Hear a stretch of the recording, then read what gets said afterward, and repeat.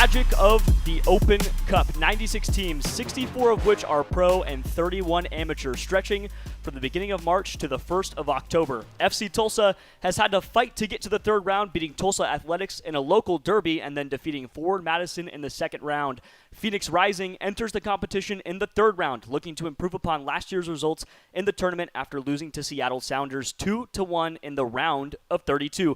I'm Kevin Cardez, joined by Mahir Sinhasan on the Rising Radio Network, bringing you all the action from the bunker in Phoenix tonight for a duel between Tulsa and Phoenix kicking off in a little under 15 minutes. Mahir, what a night for a cup competition. Yeah, it sure is, Kevin. You got all of these different matchups. I mean, we just look across the entire nation. You got so many different either local or regional rivalries going on.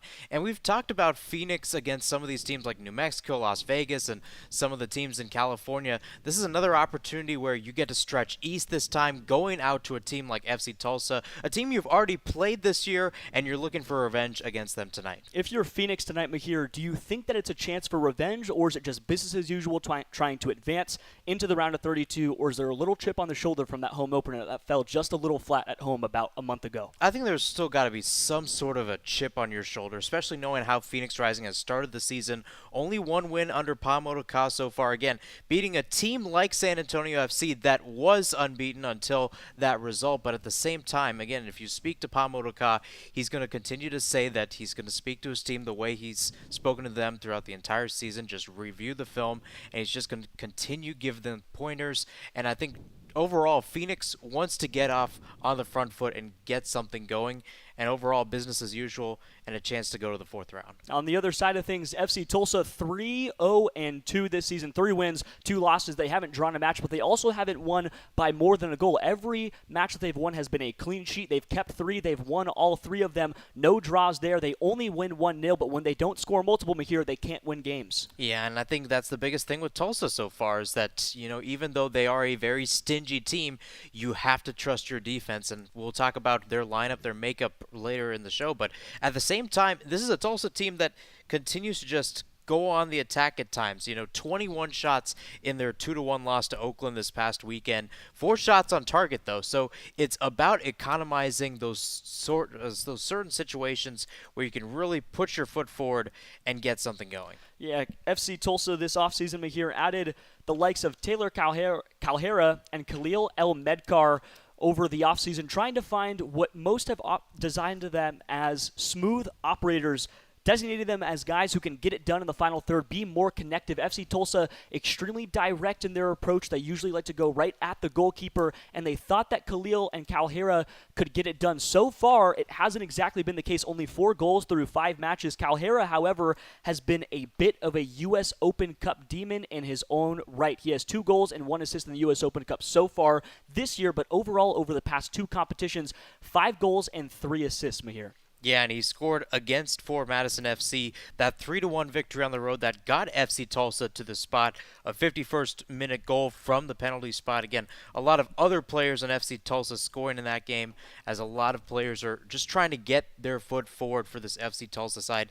And again, we talked about this earlier, Kevin. This is a very stingy FC Tulsa side, but at the same time, they did get that 3-1 victory. They scored 3 goals. They were able to win by 2 goals. So when you get the magic of the U.S. Open Cup, you never know what can happen. You never know what can happen. Phoenix last week managing to drop 3 points after an absolute heartbreaker at home, led 2-0 going into the 85th minute, and then dropped 3 goals in the final 5 minutes of open play plus a little bit of added extra time. Mahir, what did you see last week, and how can Phoenix bounce back from that? I think it was just overall lapses from this team.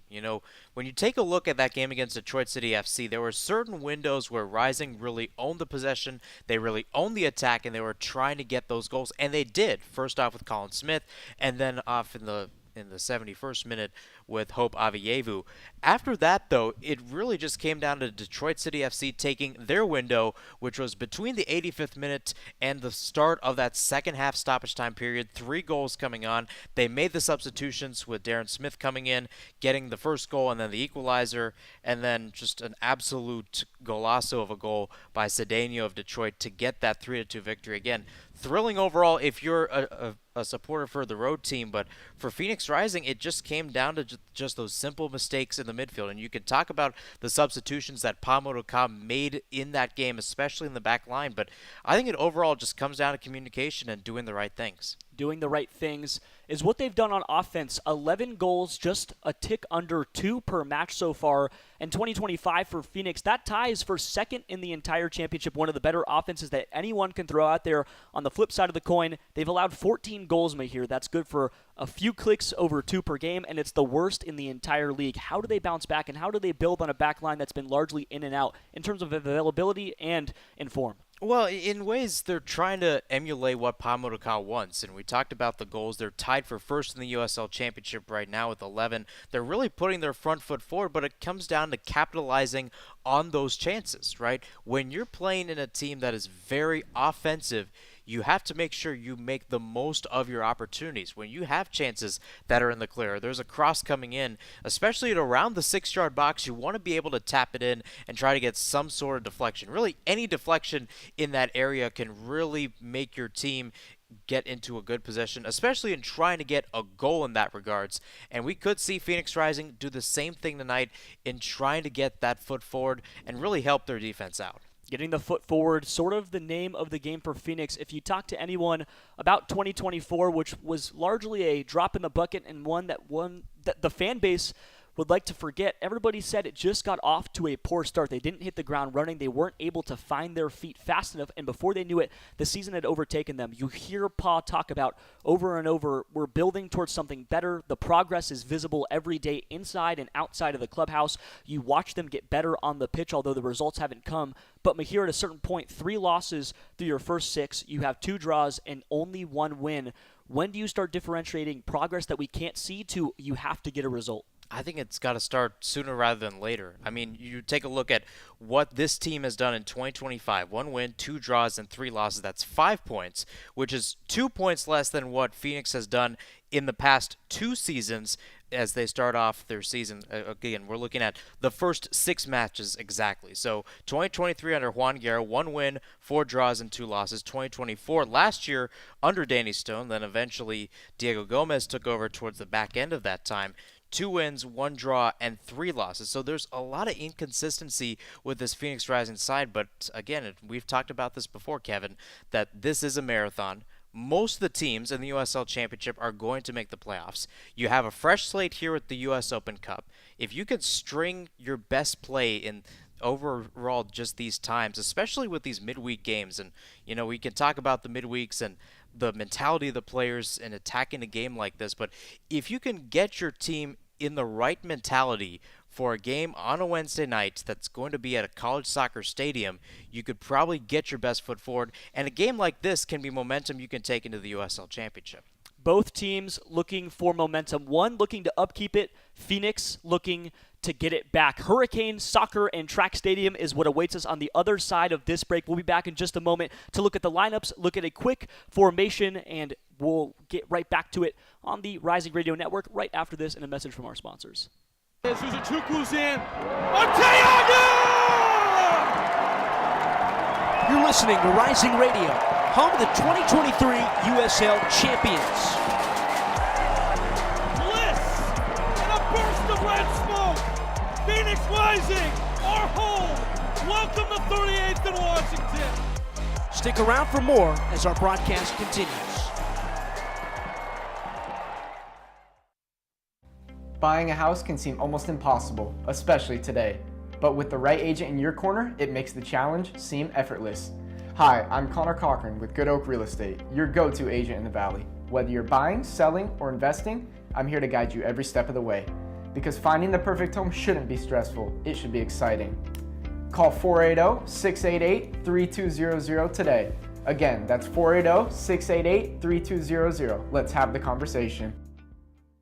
An early start for ASU baseball this Sunday on KDUS AM 1060. Join the Sun Devils as they look to end their weekend series with a win against the Bearcats. ASU is ready to prove their talents in the diamond and stand tall against all of their Big 12 opponents. The voice of the Sun Devils, Tim Healy, will have the call live from Ohio. It's ASU versus Cincinnati, pregame at 9:45 a.m. and first pitch at 10 on KDUS AM 1060 and KDUS1060.com/Sun Devils. You're listening to the pregame warm-up on the Phoenix Rising Radio Network.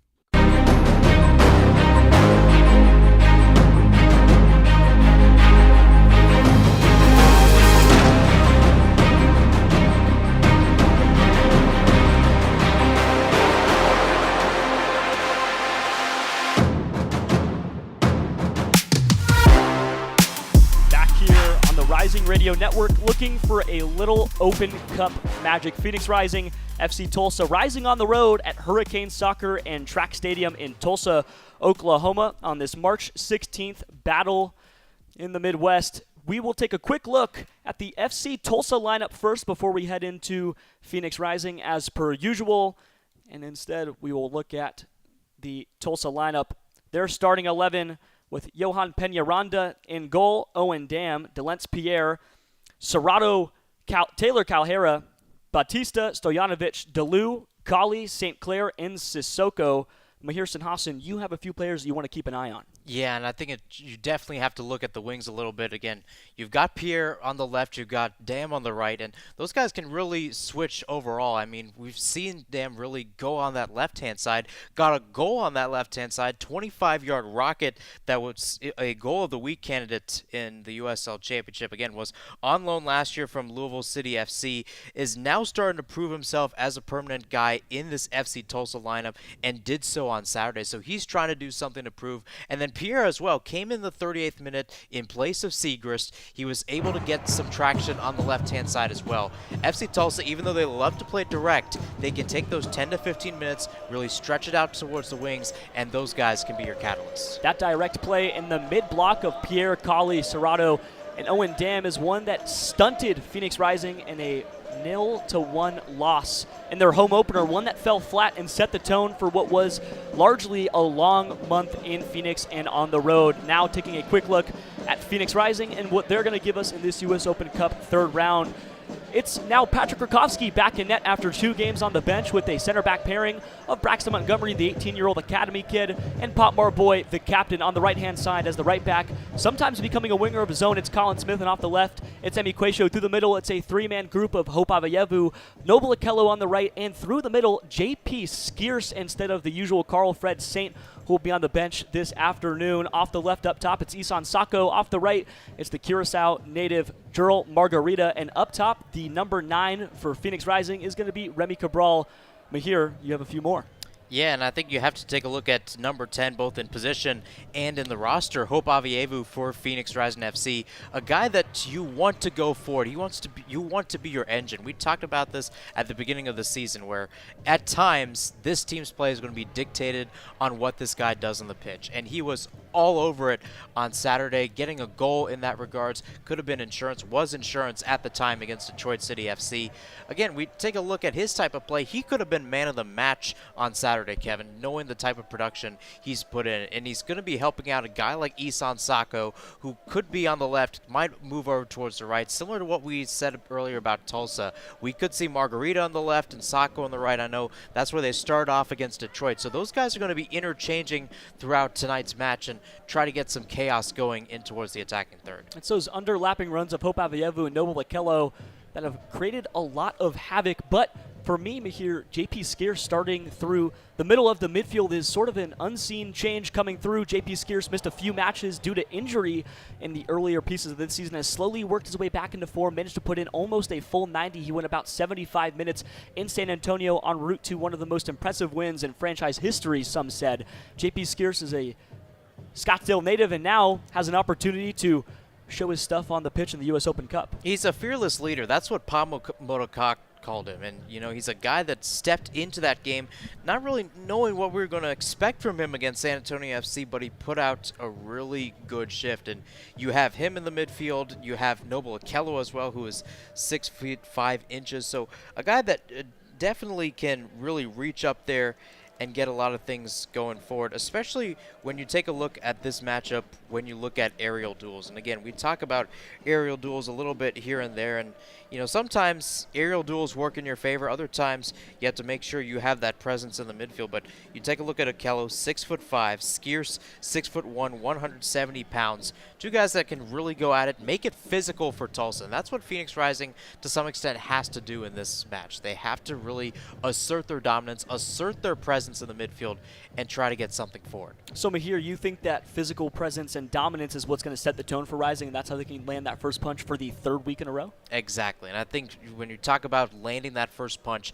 it comes down towards that midfield. Just a simple transition where nobody's really marking anybody, right? You take a look at that Colin Smith goal on Saturday where he's just unmarked on the back post. You got so many numbers rolling in that he simply just has to tap it in. And you look at Joe Margarita as well, got that cross in, but that cross does not come in, or he doesn't get into that position if it's not for Hope Avievu playing that ball down the left lane to try to get Margarita into space. Well, he'll try to get Margarita into space all night long. One of the leaders in the entire championship in dribbles per 90 is Joel Margarita. He has had a fantastic start to this year with so far 1 goal and an assist in 4 games played, just 3 starts. Second in the championship with 3.8 dribbles. On the other side, Damian Rivera, usually his battery mate, has been sort of replaced by Isan Sako, Mahir. Yeah, and those guys have been really going back and forth, trying to find their footing with Phoenix Rising after coming in from different places. Rivera from Tampa Bay Rowdies, and then Isan Sako from FC Thun in Switzerland. But I think Sako, especially a guy that's been very used to playing that number 9 role, has taken that step over towards the side, made himself a winger, and he's really traversed through the lanes really well. He's found those areas, and it's worked really well for Phoenix Rising. But you have Damian Rivera, a guy that is a born winger, a guy that can really go down that left wing and try to protrude a little bit. He's similar to Joel Margarita, maybe doesn't have the type of quick speed or a low center of gravity like Joel, but at the same time, he has a chance to go forward and get some penetration. How do you get Remy Cabral on track for multiple weeks in a row here, finally netting 2 goals in back-to-back games before last week in Detroit, or at Detroit? My apologies. Remy is sort of that key. They felt like last year they lacked that striker, right? They couldn't find the goals, and we didn't know if it was because they didn't have the talent offensively or if they just didn't have a 9 that could be reliable. How do you help Remy stay reliable? I think it's just getting him touches overall. He has to stay in that mix overall. So when you're going up the pitch, you have to make sure you're going in some sort of a diamond formation. So either Avievu or Okello is going to pass towards the middle, make him receive the ball, even if it's back to goal, and try to get it out towards the wings and try to push something forward. We've seen Pamotoka's side do a lot more of that, especially against Detroit City FC, and it worked really well. And I think for Cabral as well, you take a look at this game last year where Phoenix went to Tulsa, that game at One Oak Field. But at the same time, Remy got 2 goals, right? And at that time, he was really struggling. He got those 2 goals, 1 from the spot.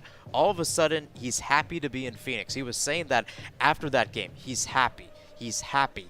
And that's the type of mentality you need in this team. Whether it's Remy or anybody else, this team needs to feel happy because you're at a point now where this is your first midweek of the year. You've got to get something going forward to try to get some sort of momentum, not just the fact of the USL playoff standings, which is, again, a long ways away, but still, you've got to put your best foot forward.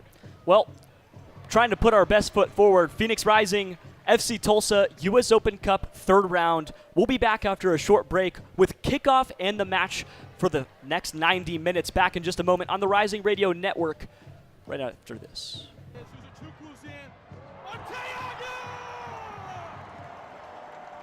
You're listening to Rising Radio, home of the 2023 USL Champions. Bliss and a burst of red smoke. Phoenix Rising, our home. Welcome to 38th and Washington. Stick around for more as our broadcast continues. Buying a house can seem almost impossible, especially today.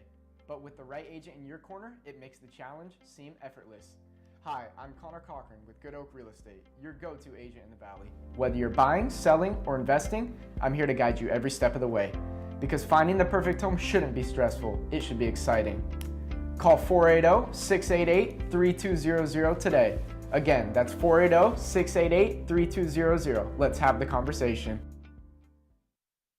Monday morning ASU baseball over on KAZG 1440. The Sun Devils make the way over to Indiana after wrapping up their weekend against Cincinnati to take on Purdue. Join the Sun Devils as they look to start their week on the diamond on a high note. It's Tim Healy on the live call. ASU baseball versus Purdue. A pregame starts bright and early at 9:45 a.m. and first pitch at 10 a.m. over on KAZG 1440 and online at KDUS1060.com/Sun Devils. The lunch break. If this team wants to go where they think they can go, deep in the playoffs, standing toe-to-toe, trading blows with the Dodgers, Zach Gallen might have to win a start in Dodger Stadium. Zach Gallen might have to go into Philadelphia, might have to go into New York, might have to go into Atlanta and win a road start for this team. The lunch break. Heard from 11 to 1 here on KDUS AM 1060 and the KDUS AM 1060 app.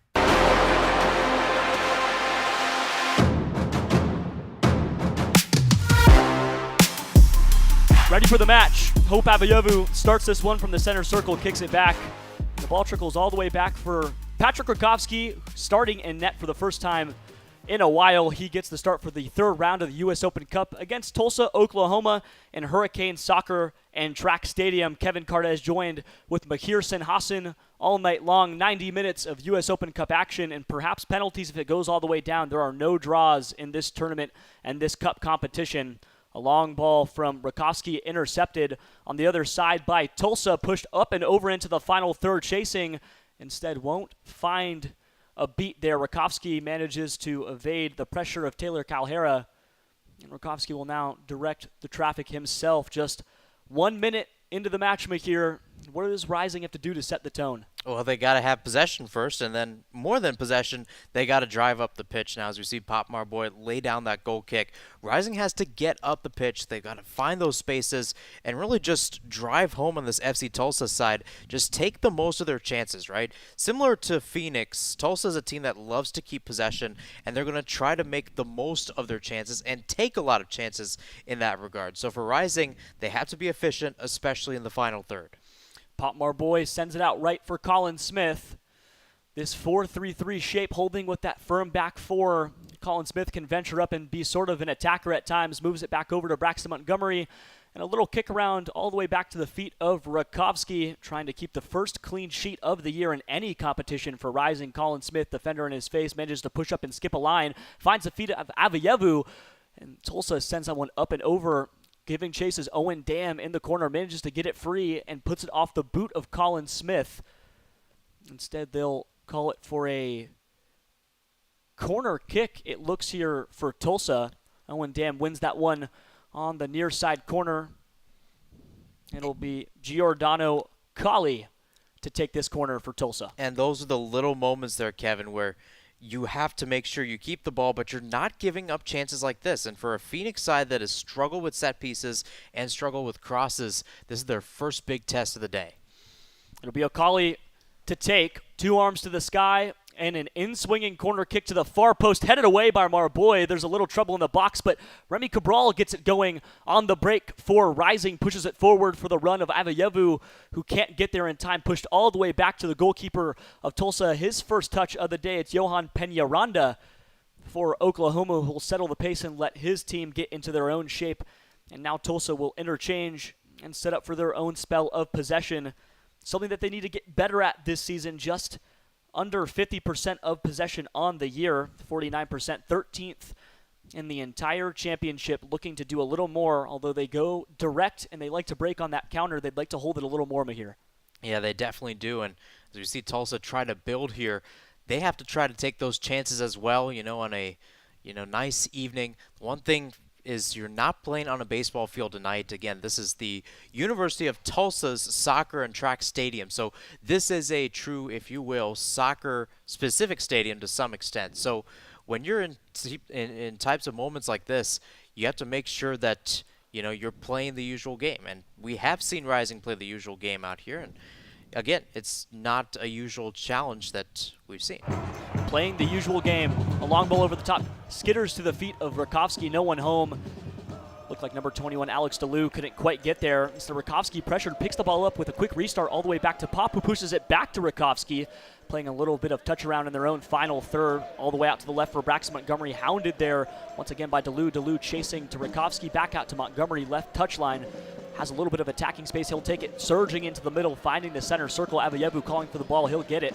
Avayevu finding the run of Okello. First touch of the afternoon. Okello moving his way into the final third. Pushes it out for Margarita. Manages to get it through the legs of Owen Dam. Owen Dam dispossesses Jurl on the back. And Dam now with an opportunity for a touch and a quick line skipping ball that can't find anyone. And it skitters all the way back again. 5th minute 0-0. Rakovsky pushes it right back out to Braxton. And plays it back for JP Skier, sort of sitting in a center back-esque role now. With Montgomery all the way out to the left. Quayshow nowhere to be seen. Potmar Boy back for Rakovsky once again in his own 18-yard box. Real stagnant offense from both sides so far. Long ball up and over for the run of Isan Sacco. Sacco pushes it back to Braxton, back to Rakovsky again. Pop on the right, finds Smith. Smith with DeLue in his face. Skips the foot of DeLue, out for Skiers, who finds Avayevu trying to turn his defender. He can't, pushed out of bounds there.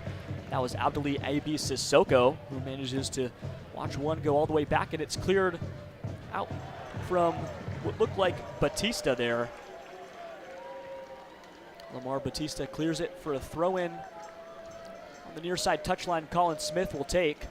Throws it all the way back into the rising half for Marboy. Marboy will take a little bit of his space, almost finding the center circle, doesn't quite get there. Out for Montgomery, who turns it around to Rakovsky again. Pop, hounded by DeLue.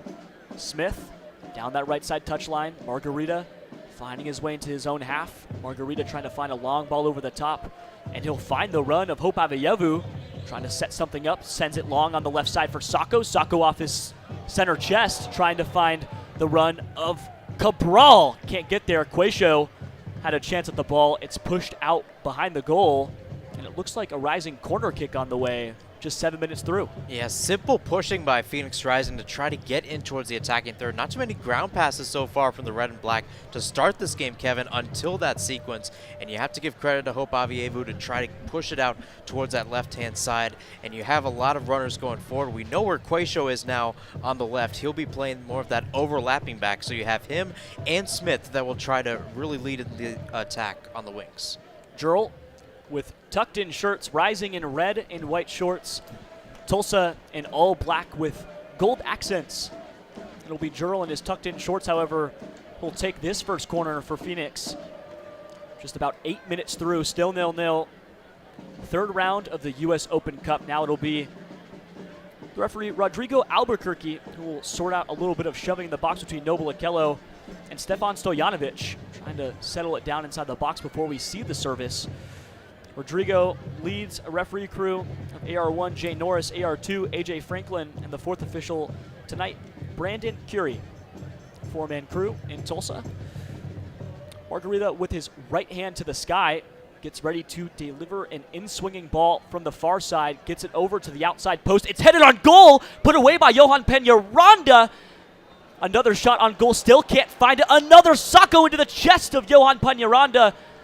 Sacco couldn't quite find it. He had two opportunities to go into the nylon, and Peñaranda, as steady as ever. What a fantastic sequence in front of net for Oklahoma, and Phoenix is empty-handed after a Potmore Boy header goes awry, and a hit from JP Skiers turns into a Sacco shot, and somehow 3 on and no goals. Yeah, and that ball is just deflecting in the 18, Kevin. Really, nothing can try to get past Peñaranda. So even though there were deflections, it wasn't tilting away from him in any regards. He was just steady as you can be, and again, it's still scoreless. Still scoreless, 0-0, 9 minutes through. Unfortunate for Phoenix, who thought they had a chance. Alex DeLue tries to find a long ball over for Owen Dam. He'll get there. Owen Dam on the left side of the 18-yard box inside. There was almost a little contact. Quayshow manages to clear it out down that far side touchline. Margarita, a little shove on the outside, but it's ruled as rising ball. Owen Dam got that one started and almost found a threat on the other side of the pitch. It wasn't Calhera, although he was in the area. Pa-Modo-Kah now in that signature road jacket that he's become accustomed to, sitting on that water cooler that he finds oh so often in his lead assistant Vikram Virk. And his new haircut, now sporting a hat to his right. It'll be Quayshow to take the far side throw in for Phoenix. Somebody's going to need to check in and find him.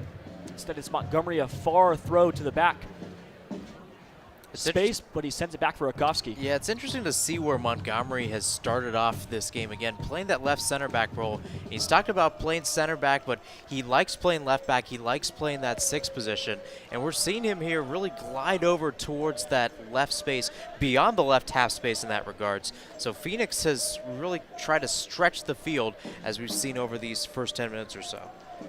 Still 10 minutes through, still 0-0. And not a lot working for either team, although Phoenix, the beneficiary of true chances. You could say they had 3, and they couldn't deposit any of them. Quayshow plays it back under some pressure for Rakowski, who has to send it long up and over the top, almost to the mid-side line. Margarita keeps it in bounds, but it's ruled as an out-of-bounds ball from Rakowski, a shove in the back there from Sissoko. And they'll play it all the way back. Sissoko plays it over to Diallo. And Oklahoma finding a little action over the top, but the ball skitters up and over, unable to find the run of Calhera. Rakowski now back to settling. Still nothing going. And Rakowski intent to take a little time off and let his team settle down. It'll be Potmar Boy on the restart, the captain tonight for this Phoenix side. Potmar Boy places to Rakowski, who finds the feet of Montgomery. Montgomery surging forward into the center of the park. Finds Margarita, who goes back to Quayshow. A little one-touch football out to Montgomery, dispossessed for a moment. Burakovsky's there to find it, back to his feet. It's J.P. Skierce. Colin Smith checking in on that right side touchline. It's Noble Okello. Can't get past the feet of Owen Dam. Good defending there from Tulsa, but it looks like it's ruled as a throw-in for Phoenix. Colin Smith to take on the near side touchline. Looks like it was Jay Norris in the area of that. It'll be Colin Smith for the throw. Back out one touch off the heel of Cabral, and we'll go and do it again. The referee says not set. Long overhead throw to Marboy. Back into rising zone half, and we're back in action. Montgomery, Marboy. No real midfield play. That mid block of 4 of Tulsa holding strong. Margarita checks all the way back in from the top, and he'll surge into the center of the park. Can't quite get by. That's the feet of Taylor Calhera, who finds the outstretched run there of Stojanovic, who loses it out of bounds, and it's a Phoenix throw. Yeah, and again, we've seen Tulsa try to really stretch this out on the right-hand side. Phoenix has done a great job to try to keep them on those end lines here. So it's kind of interesting to see how these forwards, if you will, for Tulsa essentially move together, but they're also moving laterally rather than just up and down the pitch. Lateral movement for Colin Smith, who loses it out of bounds. It was the play up top of Tulsa that dispossessed him. Not his best showing so far through 13. Still 0-0, scoreless. Now Cabral will give a quick chase to the ball. That's the feet of Lamar Batista, who manages to slip it through, and it's out of bounds off of the feet of Marcos Serrato. The Brazilian gets dispossessed on the near side touchline. And now another throw in for Lamar Batista, who checks it all the way back in for the waiting feet of Alex DeLue. Tulsa still playing in their own half. Content to do so until Rising sends pressure. Cabral leads the line. He won't press. Owen Dam off the left. Near side touchline, hounded by Nino Sacco. Plays it back for Batista. Batista gives it all the way back up for Sissoko. Sissoko, a foul. And almost the attacking third. Instead, it's ruled play on. Tulsa finds Owen Dam breaking over the center of the park. On the near side touchline, back for Serrato. Serrato, Hope Avayevu in his face. Instead, Tulsa will play it back again. That time Giordano Colli privy to the defensive pressure, and it's back to Sissoko. Keen to play one up and over the top, trying to find the switch of play for Owen Dam. It's headed away by Colin Smith, who can't quite keep it in play. It'll be another throw-in for Tulsa, trying to break that final third for just the second or third time this afternoon. 15th minute, 0-0 still. Batista. Serrato tries to check in, instead finds Dam. Dam with Sacco on his hip, can't quite get away. Back to Batista, they'll play all the way back nearly to the center of the park. Stojanovic out for Dam, now right through the middle, and here comes an opportunity for Tulsa with Rakowski. He comes right out of the net and manages to stuff it before it had a chance. It's beautiful defending there by Rakowski, and Calhera couldn't quite slip through. Almost a heart-stopping moment there, but the number 9 of Tulsa gets working early. Rakowski does everything just right. Yeah, and he does. He reads it well, and Calhera was just waiting for that ball. He was turning his body to make sure he could receive it on the pass, take it through, and it's a good stop by Rakowski. He read it well, had to go off his line a little bit, maybe 4 to 5 yards, but overall, he's able to stuff Calhera again, and that's what we're going to see out of Taylor Calhera, Kevin. Outswinging cross to the far side post. Rakowski comes out of his net, and Rising manages to defend another one, but it'll go out for a third corner over for Tulsa, trying to defend those set pieces. They didn't start strong, but they've gotten better over the last 2 weeks. Monterey Bay and San Antonio, namely, and then they came home and got a little better against Detroit, although a heartbreaking loss. They play it short. Tulsa, a dive into the box. Here comes a potential cross. Instead, it's shoveled back, booted away by the Rising. Margarita manages to chase, still back into the feet of waiting Tulsa players. Another cross into the top, and the ball goes wry. Rakowski, 2 hands out, and it looks like another Tulsa throw-in, this one deep in the attacking third. Owen Dam to take. And now Owen Dam will pace back for a moment while the referee sorts this one out. Perhaps a long throw on the way. The only one in the area is Sacco, and even he is about 15, 16, or 17 yards away. He'll shrink back in, and Dam will be the one to throw in. A long overhead ball coming instead. Somebody checks back in. It's Deleu. Deleu can't quite get there. Shoved away by Marboy and cleared by Remy Cabral up and into the night sky. Headed back. Tulsa wins it again. And no foul on the contact there. It was Sacco on the floor. He took a spill, and there's a player down in the box. A Tulsa shirt. Rakowski calls over to the physio. Rodrigo Albuquerque will signal for some attention as they await on the down player. Still 0-0 in the 17th minute. Tulsa will catch a breather while they make sure that their own man is okay, while Rakowski has a quick chat with the referee, Mahir. Yeah, and you take a look at that last sequence for Tulsa, it was about 2 to 3 minutes, Kevin. So that's the type of game we're going to be working with. These teams are really going to have these windows, but it's going to be maybe 2 to 3 crosses coming into the box, a couple of shots, maybe they're troubling, but overall it's just two teams that, you know, we'll definitely know what side of the pitch they're going to be on. We take a look at that set piece. It seemed like there were 9 to 10 Phoenix Rising players in that 18-yard box that were readily able to defend that set piece, and that's the type of game we're going to be working with, where both teams will just have a quick succession of shots, and they've got to find it in the back of the net. Trying to find one in the back of the net as both sides stay scoreless. Trying to figure out what contact happened in the box. 14-mile-an-hour winds moving right to left with gusts of up to 29 miles an hour here at Hurricane Soccer and Track Stadium. It's a mid-70s afternoon turning into night as the sun sets. It's about 7:30 p.m. over there now. Rising will restart, send it over to Quaisha, who moves all the way back from our boy. A touch off his chest and onto his right foot, manages to push it forward. With a little space, he moves it out to Colin Smith, who finds a little channeled up and over the top running Johan Panaranda, the only one in the area. He'll clean it up with a long ball up and over the top himself. Noble Akello, a header, manages to win it. That one goes out of bounds, and the Tulsa throw-in on the near side touchline in their own half. And that's a decent build-up for Phoenix Rising, Kevin. They're trying to get something involved on that right-hand side. Noble Akello, who was relatively quiet against Detroit City FC, one of those guys trying to play those balls over the top. and try to get some distribution. Quick throw-in turns into a yellow card for Marco Serrato. Hard foul through the back there. Rising managed to avoid the first booking, something that they've done often and early. Their time so far in 2025. It was a foul there, a challenge on JP Skierce, an outstretched slide that turned into hard contact. Skierce rolling to the ground, both of his ankles taken out, no studs up.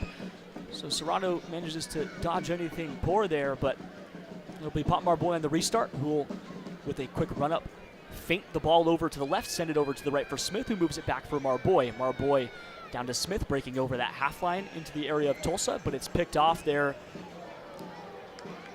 by FC Tulsa. They push it out of bounds. Owen Dam gives up the throw-in. Margarita shovels it back. And a throw-in on the near side touchline again for Tulsa. Still nothing going. Bautista to take the throw, a long overhead throw-in up and over into the final third, and he finds the overhead stretch of DeLu. DeLu trying to find a cross, but it's snuffed out quickly there by the Rising. Out for a goal kick. Rakowski doesn't have to do much there. A little heart-stopping moment, but all good. Rakowski signals, gives it back out to Marboy. 21st minute, still 0-0. U.S. Open Cup third round. Phoenix Rising and FC Tulsa on Rising Radio. Kevin Cardez joined with Mahir Sinhasan. Rising restart. Rakowski plays it into the back and a shove called as a foul there.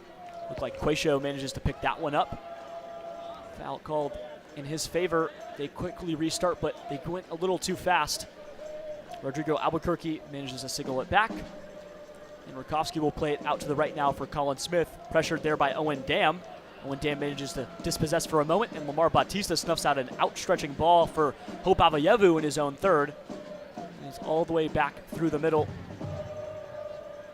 Long ball up and over. Can't find anyone. Owen Dam, the only one in the area, but it skitters out of bounds. Colin Smith to take a near side throw in his own half. Rather his own third. Trying to find someone to check in. It's not JP Skierce. Pop Marboy manages to do it.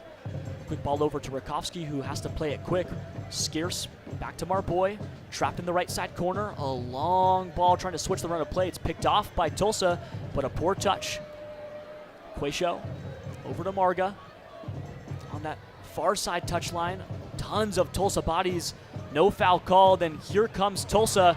A long ball up, over, and through to absolutely nobody. Rakowski watches that one skitter out of bounds, and he'll take it for another goal kick in the 22nd minute. Dangerous, dangerous play there by Phoenix Rising. Again, you're trying to build out of the back, and that's the problem when you build out of the back, that when you don't do it well and you've got to make that lateral ball, especially so close towards your own goal, that's what happens. And Tulsa, again, unable to really convert on that chance, but at the same time, they were able to at least get some sort of pressure. And again, take two, and they've just given right back towards Tulsa. The more they don't build out, or rather, when they do build out of the back, it doesn't bode well for Phoenix Rising right now, especially knowing the type of pressure that Tulsa's trying to put on them. Tulsa, that pressureful mid-block, manages to win a ball back in the final third, but a poor pass and a tackle won by Isan Sako. Marga calling for the ball on the right side. He'll get the pass. Can he get there in time? A touch off his right foot settles it down, and he'll have an opportunity. Top of the box, Gerald Margarita dancing, trying to find a shot, put on goal, but it's tapped away by a Tulsa foot. And it looks like perhaps a foul called in the center of the box there. Probably Abduli Sissoko managed to fall inside the box. Jurel had a chance to put one on net. Peñaranda watches it go wide. Lamar Bautista, the one in the area, and the foot of Sissoko. Or perhaps the elbow. That's what they're looking at right now. They're wondering if it's a handball, but I don't think it is. It seemed like it was very slight if it did come off of his elbow or his arm area. Corner kick taken quickly by Quaisho, driven into the box. No one home. Tulsa with an opportunity to break on the counter, trying to find DeLu. DeLu dispossessed by Marga, and another shove in the back. Another foul called in the center of the park.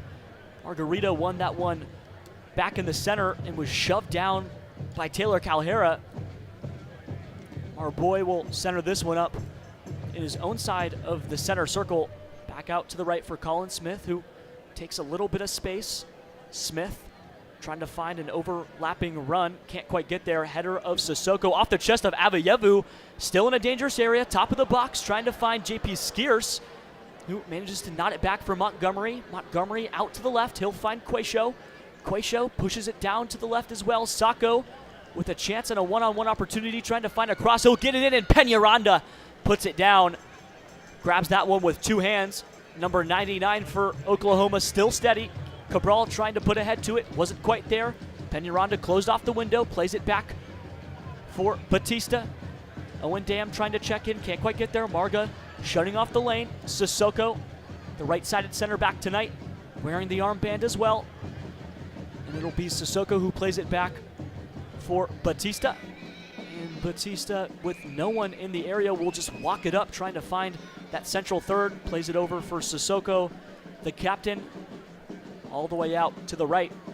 And they'll move it on that far side touchline. Tulsa plays it all the way back for Sissoko again. Sissoko, Remy not giving any chase for Phoenix. There's no pressure there. Serrato, center of the park, hounded by Noble Okello. Okello manages to get it free, but it's pushed all the way out. Calhera dancing, trying to find something in the center of the box, and Rakowski watches that one go far. Oh, Calhera had a chance. He'll want that one back. Manages to push it off the foot of a rising player, got it back just 5 yards in front of it, and Calhera couldn't quite put foot to ball. That one, a weak chance. It was Marboy who pushed it free, a back pass from DeLu, and Rakowski couldn't get a finger to it, but he didn't need to. Low driven, but not hard. Calhera had his shot. And it was a good run, too. Mostly individual effort. I'd say probably 80% individual effort from Calhera. And if it wasn't for that pass by DeLu to just set him up, again, it's probably just his effort overall. But again, you're going up against 3 to 4 Phoenix Rising bodies. Just couldn't get the right shot he wanted. But again, get a set piece out of it. Corner kick on the near side from Owen Dam for Tulsa. 27th minute, still 0-0. U.S. Open Cup third round. Owen Dam wiping his face off with his shirt while Rodrigo Albuquerque settles any activity inside the box before the kick. Serrato will be on the outside. On the back post is Sissoko. Opportunity to play it short, but Cabral and Hope Avayevu on the area. Alex DeLu will be the player to take if it's short. Owen Dam on the corner still. Still some jockeying in the box. And Albuquerque will settle it down again. It's the captain, Sissoko, getting called for the contact. And now some more movement, but they've decided it's all good. Two hands to the sky. Owen Dam, an in-swinging cross to the far post that goes up, over, and away from anyone. Stays 0-0, 27th minute.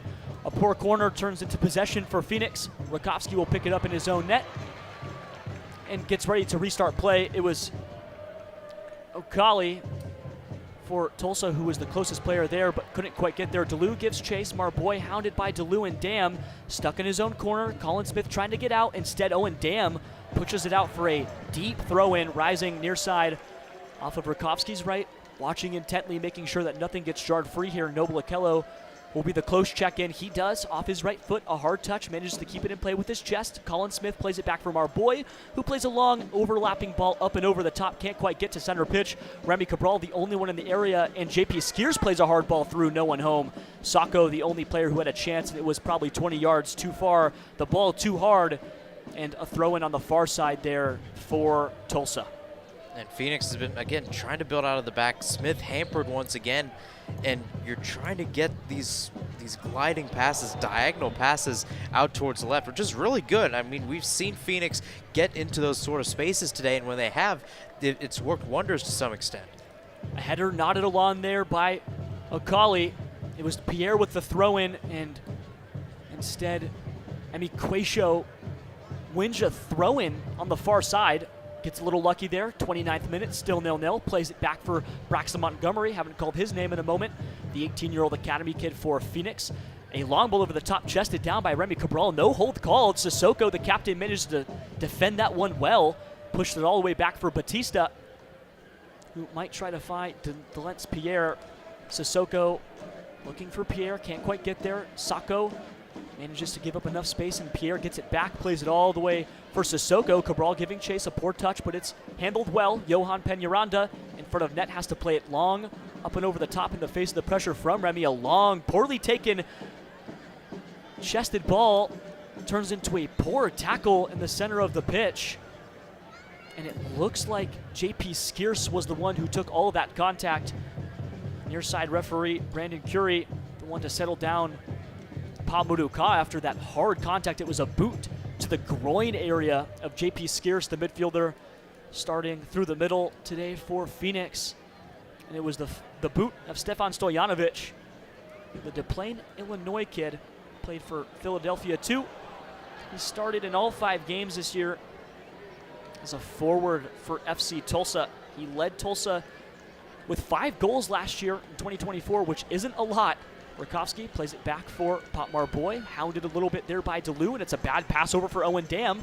Finds the run of Lamar Batista, and all the way switched out to the side for Akali. Delence Pierre diving in. It won't be Pierre, headed away there by Montgomery. A ball tracked down, sent all the way back, still Tulsa.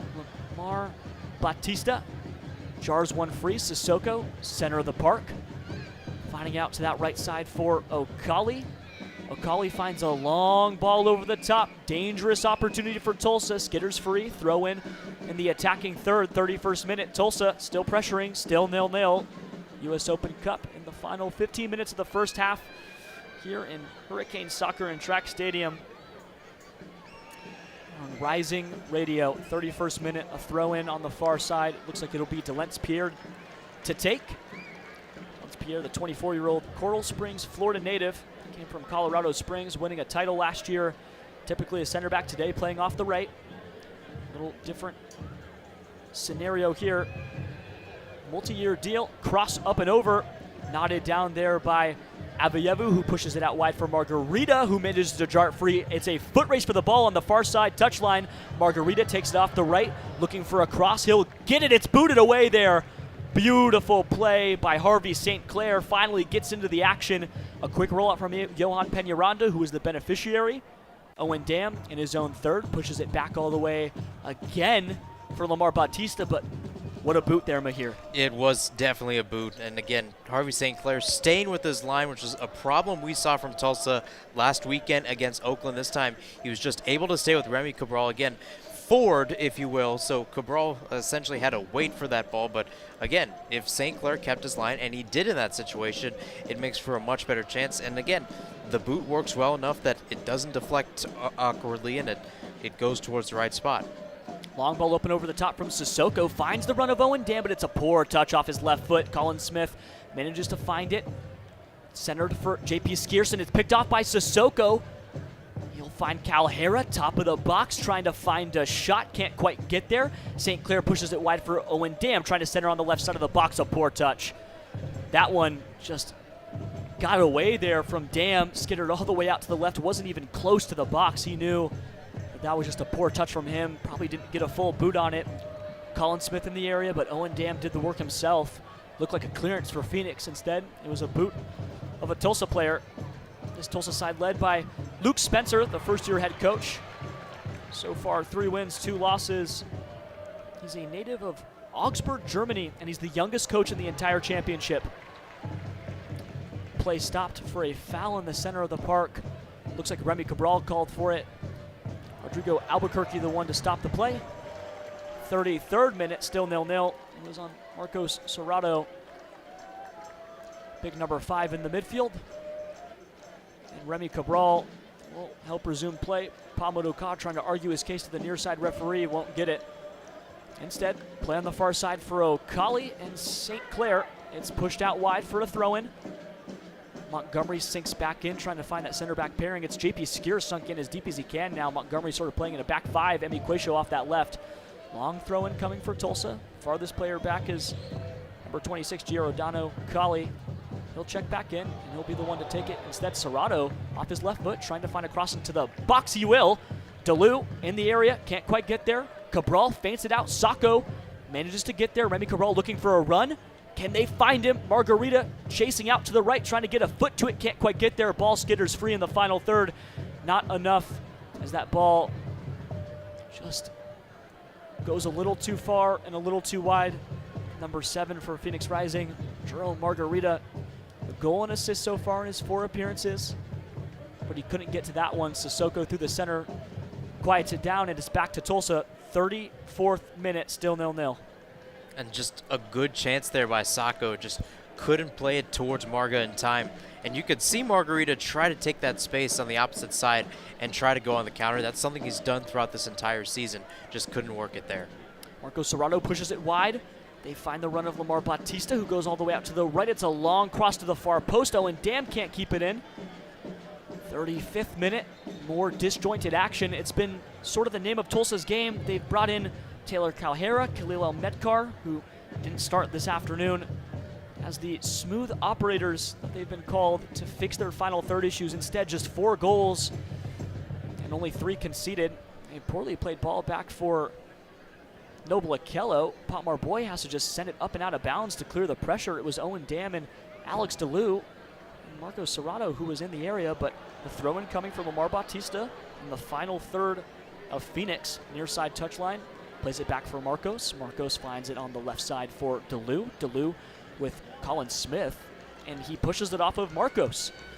The Brazilian there gets caught up. And Colin Smith with an overhead throw-in, tried to go forward, instead has to go back. Marboy, a little bit of space, he'll take it. Calhera in the area, pushes it out for Montgomery. Montgomery can't quite find anybody. Checking back in is Sako. Sako pushes it back for Montgomery. He's got pressure in his face. Rakowski has to clear it. A little bit of pressure there, up and over the top, trying to win the duel. Tulsa does. Tulsa wins the header, nods it back down.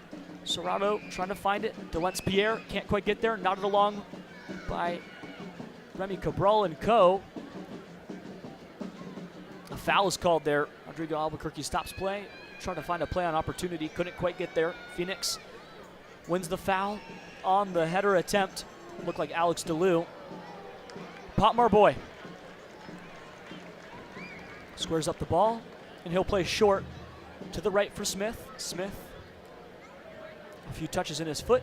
Right-footed pass to Quayshaw, who checks all the way back in almost as a center back. Quayshaw plays it out to the left for Montgomery. Skierce checking over to the left. Montgomery has to go all the way back for Marboy. Little advanced play here. One-touch football. Smith, DeLue. He'll be the one pressuring Marboy, who finds Quayshaw. JP Skierce quite can't get free. Braxton on the left. Marboy, left-sided center back, pushes it over to Colin Smith. Potmar Boy, the only center back on attack right now, switching to sort of a back 3 to Noble Akello. One touch for Margarita, who gets by Owen Dam. Jerome Margarita slows down the run of play, can't quite get past Lamar Bautista, and it's jarred free there by Serrato, but pushed back for the likes of JP Skierce. Quayshaw pushing it out left, and he'll take a shot on Johan Peñaranda. It's right into the chest of the goalkeeper. Right place, right time for Johan. Another save in front of the mouth of the net. Not a quality chance, but a good strike. Driven low and hard there by Quayshaw. Thought he was going to try to find the run of Avayevu, but instead went for goal. Peñaranda at the ready. It's still 0-0. Finding the last 6 or so minutes of the first half. Yeah, low driving shot by Quayshaw. Not really doing much, and Peñaranda just has to stoop to his knees to get it. It's tough to get a shot from roughly 30 to 35 yards out, Kevin, and Quayshaw was trying to pull off some screamers, some magic that he's done before in red and black. It just didn't work there. And again, a decent chance. It was Phoenix Rising's first shot in more than 14 minutes, and it made the red and black go back in towards the attacking third. And that's something that Pa Motoka can appreciate with this team. Even though this play, to some extent, has been disjointed on both sides, this is still a Phoenix Rising side that is still putting their best foot forward, at least when it comes to shots. Both teams trying to put their best foot forward, trying to get the true chance. You could argue Rising's already had theirs. Potmar Boy plays it back for Rakowski, who finds Marboy, and now the Tulsa press coming as fast as it can. Marboy, DeLue in front of him. Owen Dam watches it go to Avayevu, who pushes it free, and it's JP Skierce who manages to dribble past his opponent. Noble Akello in the midfield trying to find the run of Remy Cabral, picked off by Sissoko in his own third, and he pushes back for Giordano Colli.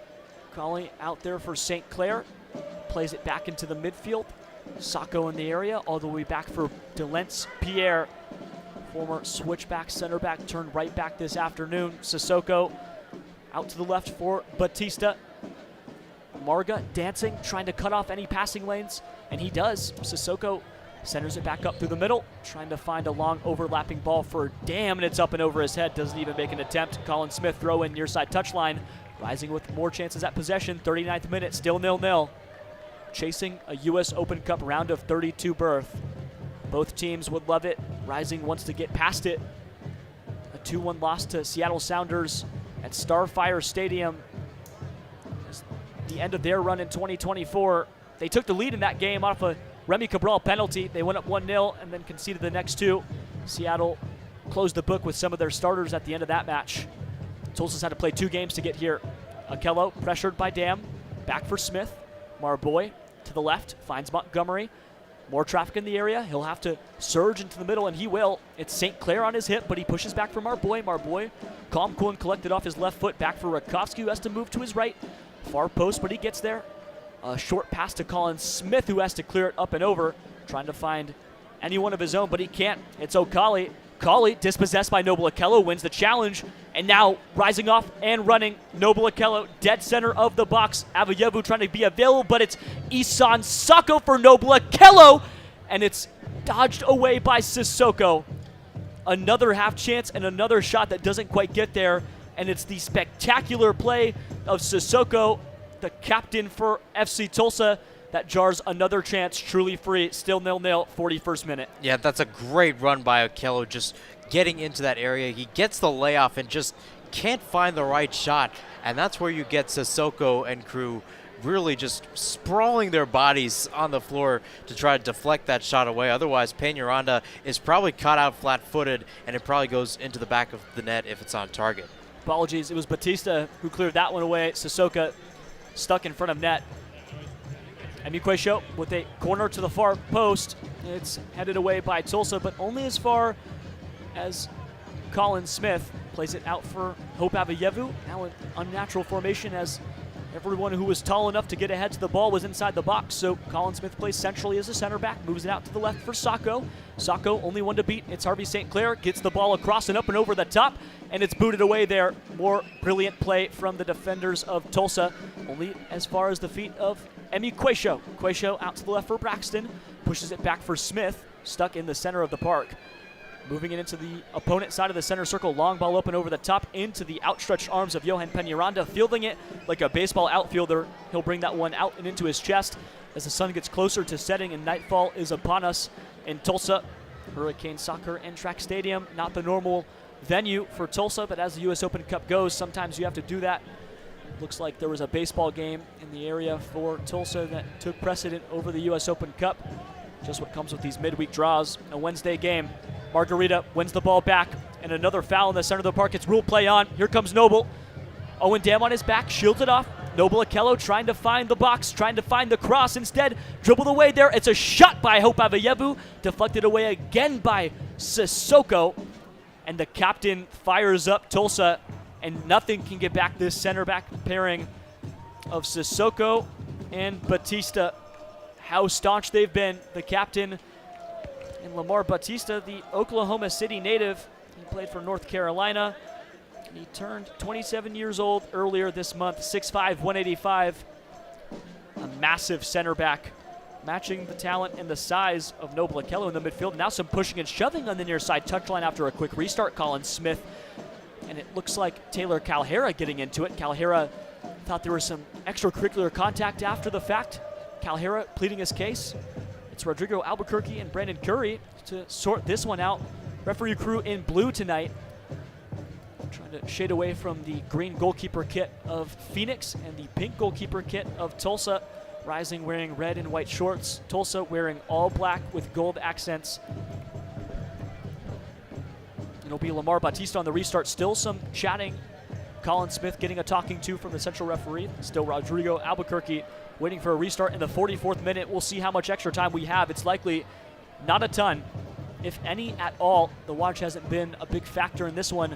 Largely half chances and ones that were wasted early by Phoenix. Tulsa trying to find theirs. A quick restart turns into a poor pass by Lamar Batista. Skitters out wide. Colin Smith for the near side throw-in. Elects to give it up for JP Skeers, who rolls it back and says, Colin, you'll take it. Maybe JP will check in. Instead goes far. Marboy on his left foot. A quiet touch. No one in the area. 44th minute. Still 0-0.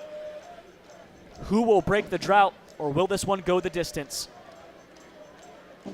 Poor pass there by Pop Marboy. Gets played out. Colin Smith can't find it. Calhera gives it up for Owen Dam. He'll check back in. Owen Dam back for Batista. A slow restart. Plays it all the way back to his center back and captain Sissoko. All the way to the left foot of Johan Peñaranda. Peñaranda stops, restarts, and sets for Delence Pierre, who goes onto the right side touchline. That's on the far of our viewpoint. Played all the way back for Peñaranda again. Suddenly he's getting involved in the action. 45 seconds away from finding out how much time we have left in this first half. Batista, long ball up and over the top. Can he find the run of anyone in a black jersey? And he can't. Quayshow snuffs it out, trying to fight, and instead wins the ball back. Doesn't even have to watch it go free. Shielding off the back of him. Nobody in the area to find a pass to, and he'll just fight his way out to the far side touchline, and he wins a throw. Instead, ruled back in favor at the discretion of the center referee, Rodrigo Albuquerque. Initially, the flag went up for Phoenix. Now it's a throw-in on the far side for Harvey St. Clair and FC Tulsa. Quayshow thought he had it. 10 seconds away from extra time, if any at all. Perhaps the last opportunity for either side. Oklahoma trying to ensure it's a good one. Delence Pierre, he'll be the man to take the throw-in from the far side. One dribble, both hands. Long, overheaded throw coming. Maybe he'll try to find the box. If he doesn't, it's likely Alex DeLue will take it short. Only 2 minutes of extra time. 15 seconds already into the 46th. We'll play perhaps into the 48th. Not much longer than that. Two-handed, overheaded throw up and over to the box. Can Phoenix clear it out? Yes, they can. Remy Cabral, and now a chance to break. Margarita, the only man back. Can he beat St. Clair? A chested ball over to Sacco, who heads it along forward for Margarita. He settles, and now Phoenix has a chance. 46th minute. Can Marga get past Sissoko? He can. Marga watches it get pushed out to the corner, manages to win it back. No one in the box. And out for a goal kick. Tulsa given a lifeline. Marga couldn't quite get there. 46th minute. Still 0-0. Third round U.S. Open Cup. Phoenix Rising, FC Tulsa playing not on their home ground, but close enough to home. Phoenix had to make the trip. They flew out yesterday. They came to Hurricane Soccer and Track Stadium. This March 16th edition. April 16th, my apologies. Peñaranda taking his time. 47th minute, 30 seconds to go. Long ball, trying to find the center half, goes over. Noble Okello wins the header. Quayshow watches it track back. He'll send a sharp ball out to Sacco. Sacco trying to find the run of anybody. Can't quite get past, but he'll turn it around. Sacco, Tulsa all over his left and right hip. Looks like St. Clair jars it free. Rodrigo Albuquerque motions to the center circle. And a foul and a shove. On the left side, Montgomery sort of asserting himself. Will Phoenix try to find one last chance? 47th minute, playing into the 48th. When will the watch get checked? Pop Marboy back out to Colin Smith on the right. A long ball up and over the top. Can he find any run? Headed down there by Lamar Batista. Nodded along by J.P. Skierce. Put back by Marco Serrato. Out into the right foot of Noble Okello. Still playing, play on. Here comes Remy Cabral on the right side of the box, and he's jarred to the ground by Batista, who walks down and steps over Remy Cabral. Yeah, very interesting sequence there, and Noble Okello is going straight towards Batista and exchanging some words for him. Again, a very interesting play, and that might do it for the first half. A check to the watch and two whistles. Still 0-0. We played about 47 and a half.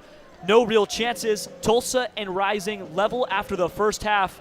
They didn't get the foul, and they didn't get a set-piece opportunity. A dangerous chance it looked like if there were to be a card given or a foul dealt. Instead, still 0-0, Mahir.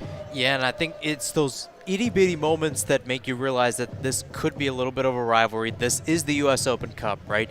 You win this game, you're on to the next round. This is a tournament that, again, captures the nation, captures the entirety of the American soccer landscape throughout its entire season. So this is a type of game that you want to see, and I think that's the type of fight you want from those players, right? With Okello rushing over towards Batista and confronting him to just make sure that everybody is held in check. Well, 0-0, scoreless at the break. Mahir said it best, trying to find a berth into the round of 32, survive in advance, the name of the game in this one. And so far, all either side has done has survived. One will have to thrive to survive and get into the round of 32. We'll be back for the halftime show right after this, and a few messages from our sponsor, Level at the Break, Phoenix Rising Radio Network. Kevin Cardez, Mahir Sinhasan, back in a moment. Suzuku's in. Arteaga! You're listening to Rising Radio, home of the 2023 USL champions. Bliss and a burst of red smoke. Phoenix Rising, our home. Welcome to 38th and Washington. Stick around for more as our broadcast continues.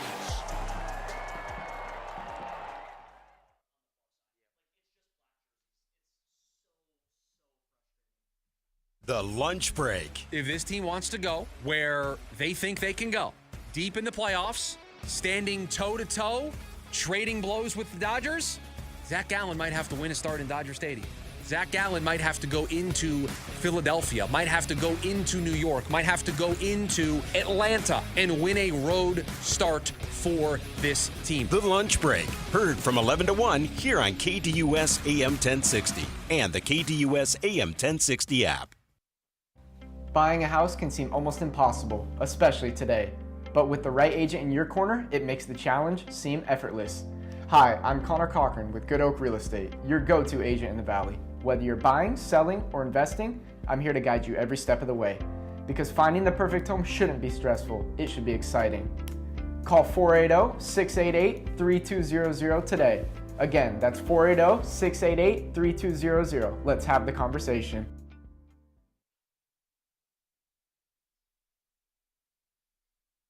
You're listening to The Jim Rome Show. Did the Mavericks raise ticket prices as soon as they saw Kyrie writhing on the floor in pain? Would not surprise me at all, given that's exactly what they did after they dealt Luka and before Kyrie went down. Never mind raising ticket prices. Now that Kyrie is lost for the year, why not just make it official and announce today that you're moving the franchise to Vegas? Trust me, nobody would be surprised. Hey Phoenix Rising fans, this is Discount Tire, your hometown tire retailer and trusted partner on the road for over 65 years. We know it can be overwhelming when buying tires, but we're here to help. Our online tire buying guide, Treadwell, makes finding the right tires simple. Just plug in your vehicle, location, and driving habits, and Treadwell will give you unbiased, personalized recommendations based on your needs, not based on price. Inviting, easy, and safe. Just how tire buying should be. Shop tires with Treadwell at discounttire.com. Let's get you taken care of. Hi, I'm Peyton Manning, and I'm partnering with the American Red Cross this year to tackle blood shortages.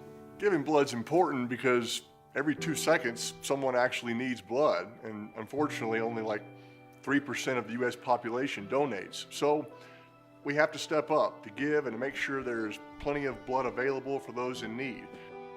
Visit redcrossblood.org to get in the game and make an appointment to give. Now we go back to the field to break down the first half action with the Rising Radio Halftime Report on the Phoenix Rising Radio Network.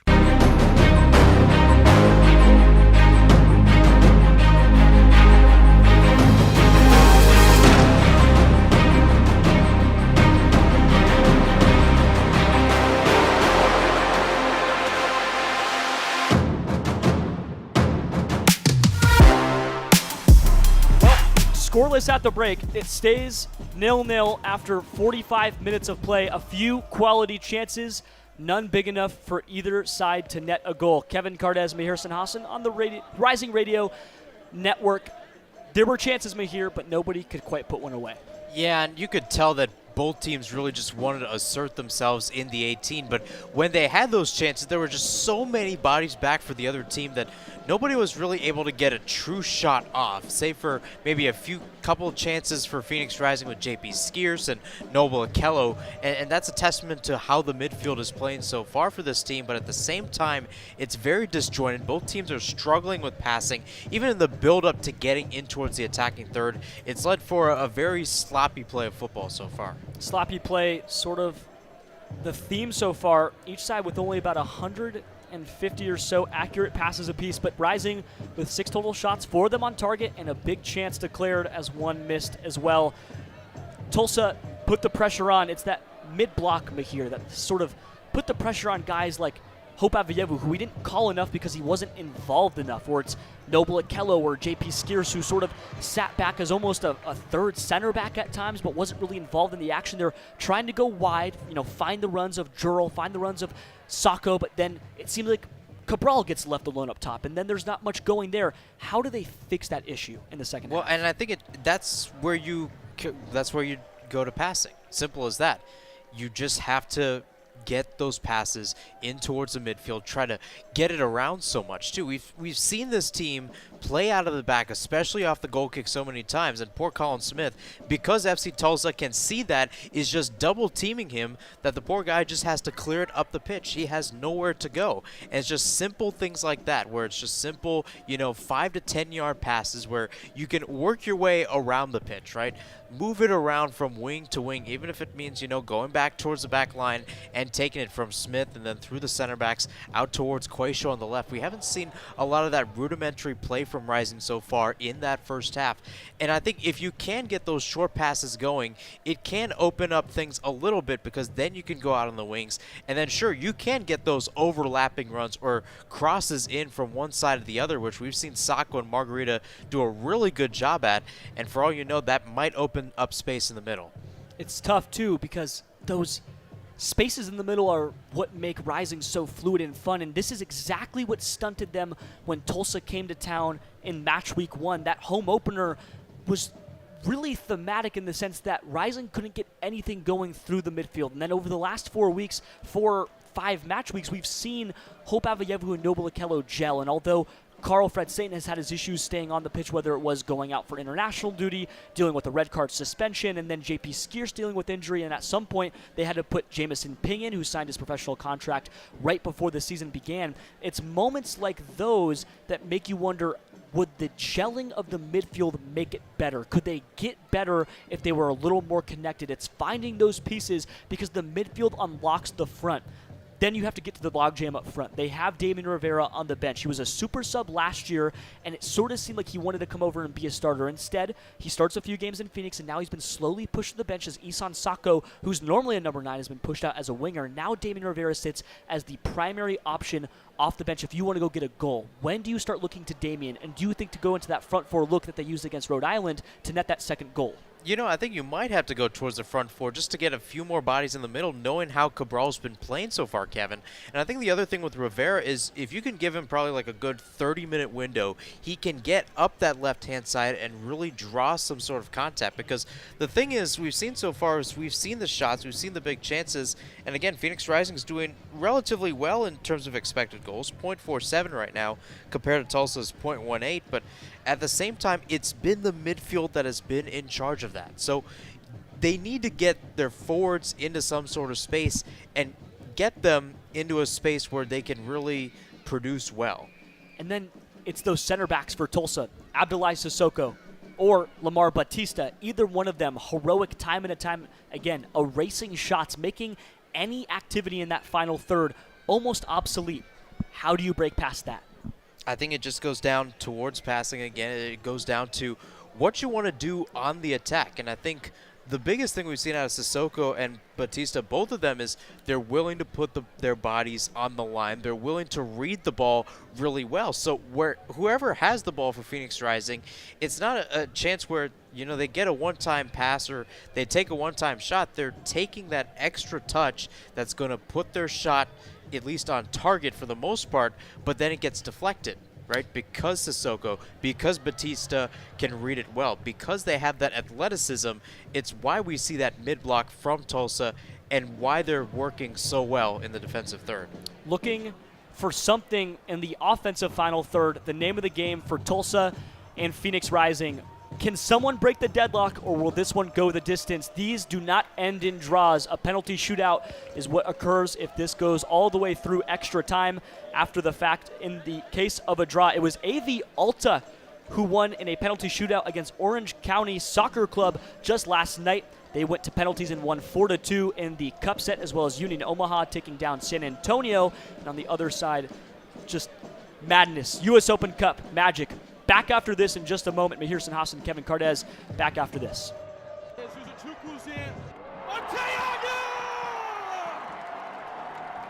You're listening to Rising Radio, home of the 2023 USL champions. Bliss and a burst of red smoke. Phoenix Rising, our home. Welcome to 38th and Washington. Stick around for more as our broadcast continues.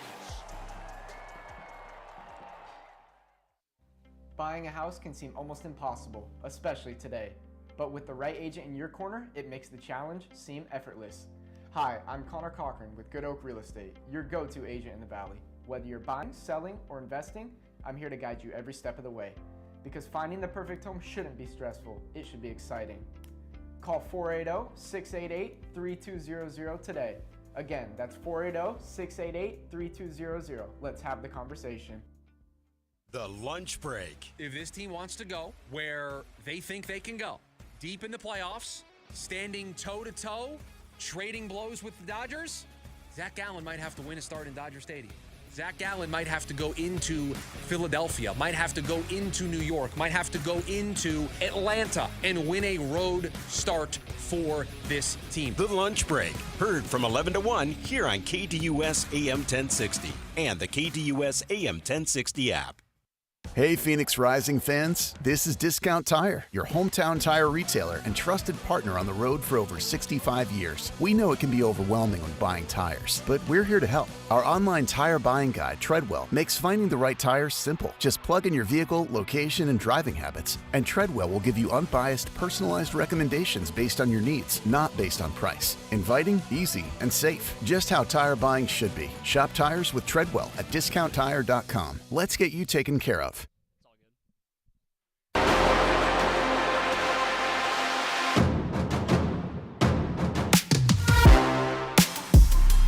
For a little more of the Rising Radio halftime show. Kevin Cardez, Mahir Sinhasan, breaking down more of the 0-0 draw at the half. FC Tulsa Phoenix Rising.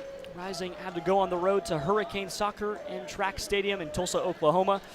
This April 16th midweek Wednesday match in the U.S. Open Cup third round. Tulsa has had a battle to this point. They've won 2 games. They entered at the beginning of the competition in the field of 96. Rising enter in this round looking to make their second straight round of 32 berth. Mahir Sinhasan, how do they win? I think they got to keep on pressuring. And this game is kind of similar to Detroit in ways, Kevin. And the biggest way is they've had most of the momentum. They've had most of the shots. And the only thing that's different is they didn't score a goal. It's simple as that. I mean, Detroit, they had most of that energy, and if they can keep that energy tonight against Tulsa, you can draw first blood, you can make this Tulsa team a little bit more uncomfortable, right? This is an FC Tulsa team that likes to play stingy. They like to hone in on their defensive craft, and offensively, save for their 3-1 win against Ford Madison in the second round of the U.S. Open Cup, they have not scored more than 2 goals in a match this season, at least in the USL Championship, Kevin. So when you take a look at these types of games, it really comes down to if Phoenix can keep that momentum going, and more than that, can they manage possession well? Because once again, we're seeing this FC Tulsa team try to go on the attack. They're not having too much possession compared to what we saw from them, last year or last week in general. And, you look back at that March 8th game, right? That Alex DeLue goal came from a counterattack from miscommunication in that back line. It's a similar situation today when you look at FC Tulsa's chances when they're trying to go on the attack with Phoenix Rising going forward. And again, FC Tulsa hasn't done well with possession, but it just takes one chance, and all of a sudden this game could turn upside down. Trying to turn the game upside down. And Rising runs into the issue that Tulsa could score one and park the bus. We talked about it in the pregame show. Tulsa has only won in 1-0 matches. They don't score that second. Once they have scored one, they lost 2-1, but they're usually able to park the bus. 2 for Tulsa could probably be the end, whereas Phoenix sits as one of the better offenses in the entire championship, tied for second with 11 goals throughout the year, 1.8 per game, just a tick under 2. They've been fantastic, but can they find one here to advance in the Open Cup and keep the dream of what seems like the improbable alive? Now we'll begin play. Tulsa plays it back for Bautista, and we're back for the second half. 0-0. FC Tulsa, Phoenix Rising, 46th minute, U.S. Open Cup third round in Tulsa from Hurricane Soccer and Track Stadium. A ball skitters out for it, and suddenly it's gonna get active early. A corner kick on the way for Tulsa, one in the first 15 seconds, in and out of halves, and that includes the second half. Will halftime prove to be a little too dreary for Phoenix? 2 hands to the sky. Tulsa ready to serve an in-swinging corner kick, trying to find that far post up and over the top. It's claimed in the air by Patrick Rakowski. Brilliant goalkeeping from Patrick, keeps that one in his own control. That far corner not good enough. Rolls it out wide for Smith, who plays it back for Marboy. And the same front three will be the one that chases for Tulsa. And now Montgomery pushes it back. Pressure in front of him from Stojanovic, and he manages to get it out for Rakowski, who bumps it along. Played on the far side touchline. It's Hope. Hope loses it, dispossessed, center of the park. Here comes Tulsa. Tulsa through the front. Marcos manages to push it out wide for big number 17, Edwin Lasso. Lasso loses it out of bounds. It's a throw-in on the near side for Emi Quacio, and Phoenix Rising off to a quick and dreary start, 47th minute. Similar situation from what we've seen from Tulsa in the first half, where they just couldn't really connect those passes, especially out towards the wing, and Phoenix Rising, again, has to go on the defense and really hunker down. Donspierre throw in to his own half, manages to push it out for Sissoko. Sissoko shovels it to the center circle and gets it out for Bautista, who plays it out to the left for St. Clair. St. Clair with Jurl all up on him, manages to push it back for Sissoko, and now Bautista again shoulders a long ball up and over the top. Can they win the header? It's Pop Marboy who puts it down, but only as far as the feet of Taylor Calhera. Moves it out to the left for St. Clair. Here comes across into the box, and it's onto the woodwork. Cleared away by Braxton Montgomery. That one was close. Headed out. It'll be another corner kick for Tulsa, but boy, that one rattling the woodwork. Rakowski couldn't quite pull it down. Montgomery, the one who boots it away, and what looked like just a small nod into the box is sort of pushed away by 2 hands and a foot. Montgomery clears it. Rakowski pushes it down, and another corner on the far side for Tulsa. 48th minute, stretching into the 49th, still 0-0. Who will break the deadlock, or will this one go the distance? Still unsure. 2 hands to the sky. Another in-swinging corner kick, trying to find that far post. It's pushed away by 2 hands of Rakowski again. Here comes a hard-hit ball over the top. Oh, what a chance. It was crowded, but that one had some speed. Owen Dam, the one with the strike up and over the top of the woodwork, couldn't find anything, but for a moment you thought it had a chance. That one was parried away by Rakowski, and Owen Dam didn't even think. So close, still 0-0. I mean, he scored from 25 yards out last week, Kevin. I mean, he thought, why not have another crack? I could probably find a niche in that category. But again, it's just those little chances by Tulsa. And you can tell that they're a lot more confident. Not sure what Luke Spencer told them at the half, but they're definitely coming out a lot more fiery and a lot more composed right now, especially in creating these passes and taking the shots where they're at. Trying to find that true quality chance, but here said it best. A long ball over the top for Sacco. Tries to cross it, loses his defender, still center of the box. Can he find the corner? He can't. Oh, he shook Owen Dam to the ground, but he couldn't quite find anybody else. Not enough rising bodies forward. Sacco, one arm to the sky and a thumbs up. He liked the ball. Man, he lost Owen Dam. St. Clair as well. Sacco had a chance, couldn't quite find it. Who will be the hero? 50th minute. Johan Peñaranda gets ready to square this one up. Peñaranda, 25 years old, 6 feet tall, 178 pounds. He's kept 2 clean sheets through his 3 starts. And boy, he's big, magnificent in all of them. 87.5% save percentage. One of the best goalkeepers in the league. He has one of the longest term deals of any goalkeeper in league history. And he's showing it tonight It might not be the championship, but these two championship sides will battle like it is. A chance for Rising to get one back in the books after losing their home opener. Sako nods this ball down. It's a backheel pass. Here comes Hope Avayevu into the box. It's crossed for Cabral. He loses it, and Jurl puts it in! Jurl Margarita! Oh, he puts it through.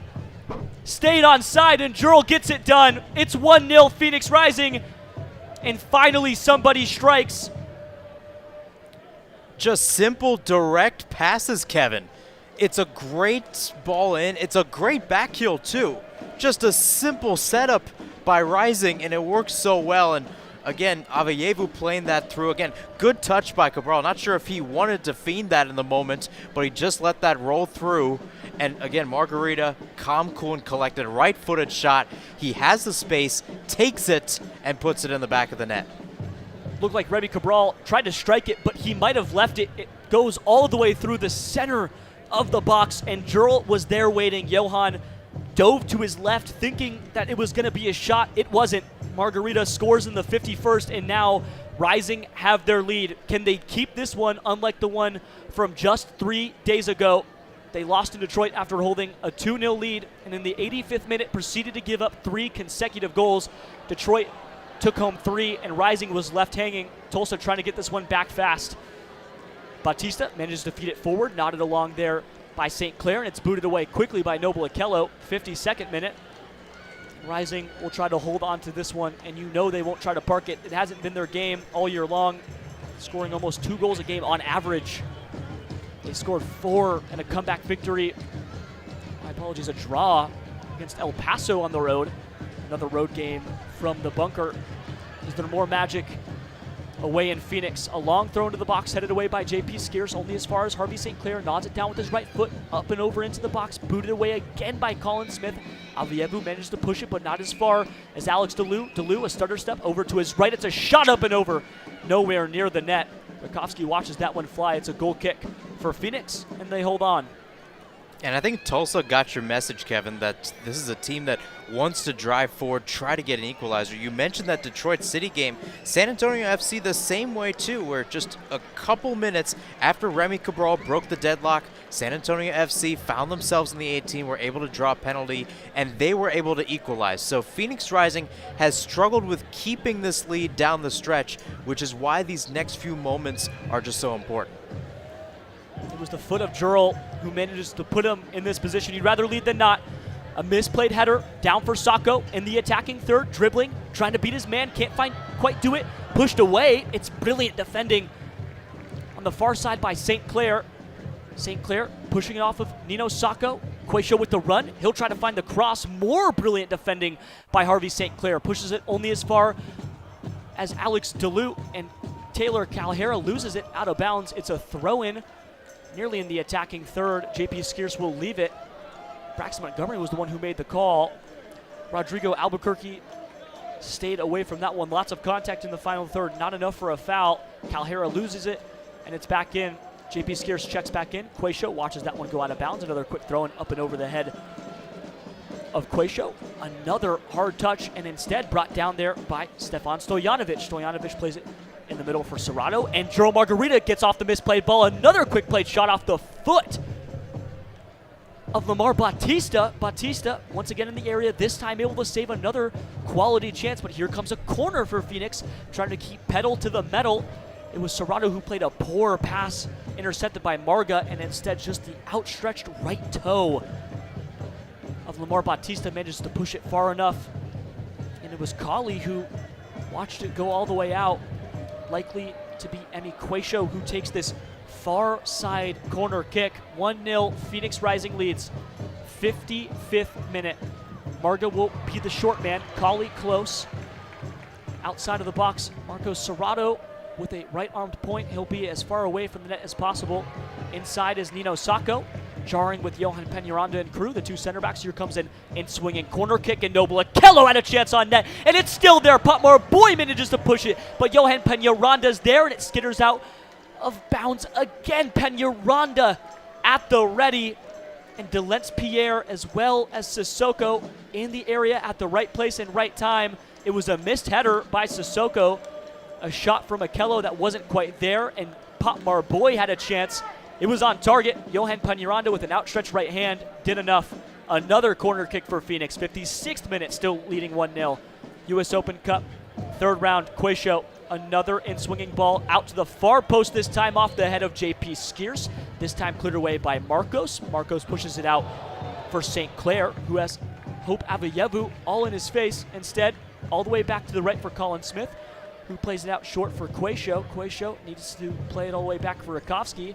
And now Rakowski finally back involved in the build. Montgomery tracking back all the way to the left side of Rakowski. He'll try to call for the ball, but instead, big number 19, Stefan Stojanovic, the 6 foot, 175, true professional, Streamwood, Illinois. He scored a goal in this year, one of the only 4 for Tulsa. Noble Okello, a poor pass, center of the park for Serrato, and it's won back by Sacco off the back. Manages to go through and pick the pocket of Serrato. Sacco running in open space. Can he find the final third? Tries to find a long ball for Jerome Margarita. Cross into the box for Sacco, but he's not there. Re-centers and squares up and over the box.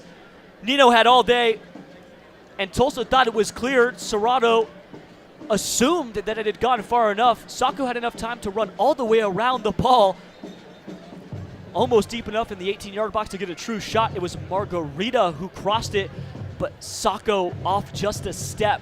The flag stayed down. Avayevu was out open and ready, but Giordano Colli had his side covered. Another corner for Phoenix, and this time Jurl the take with Quayshow as the close man. Likely trying to find that back post again.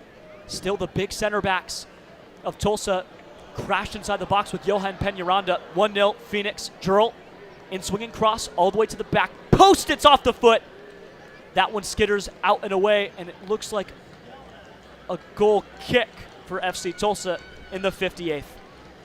Again, a good sequence by Phoenix, Kevin. They're trying to get those crosses in, and when they're in the 18, they are outmanning Tulsa because they are working so well with the attack. They're finding the right spaces. They're spacing out at times. That's the biggest thing we've seen so far in the second half. You know, Jerome Margarita going out towards the right, trying to place some crosses in.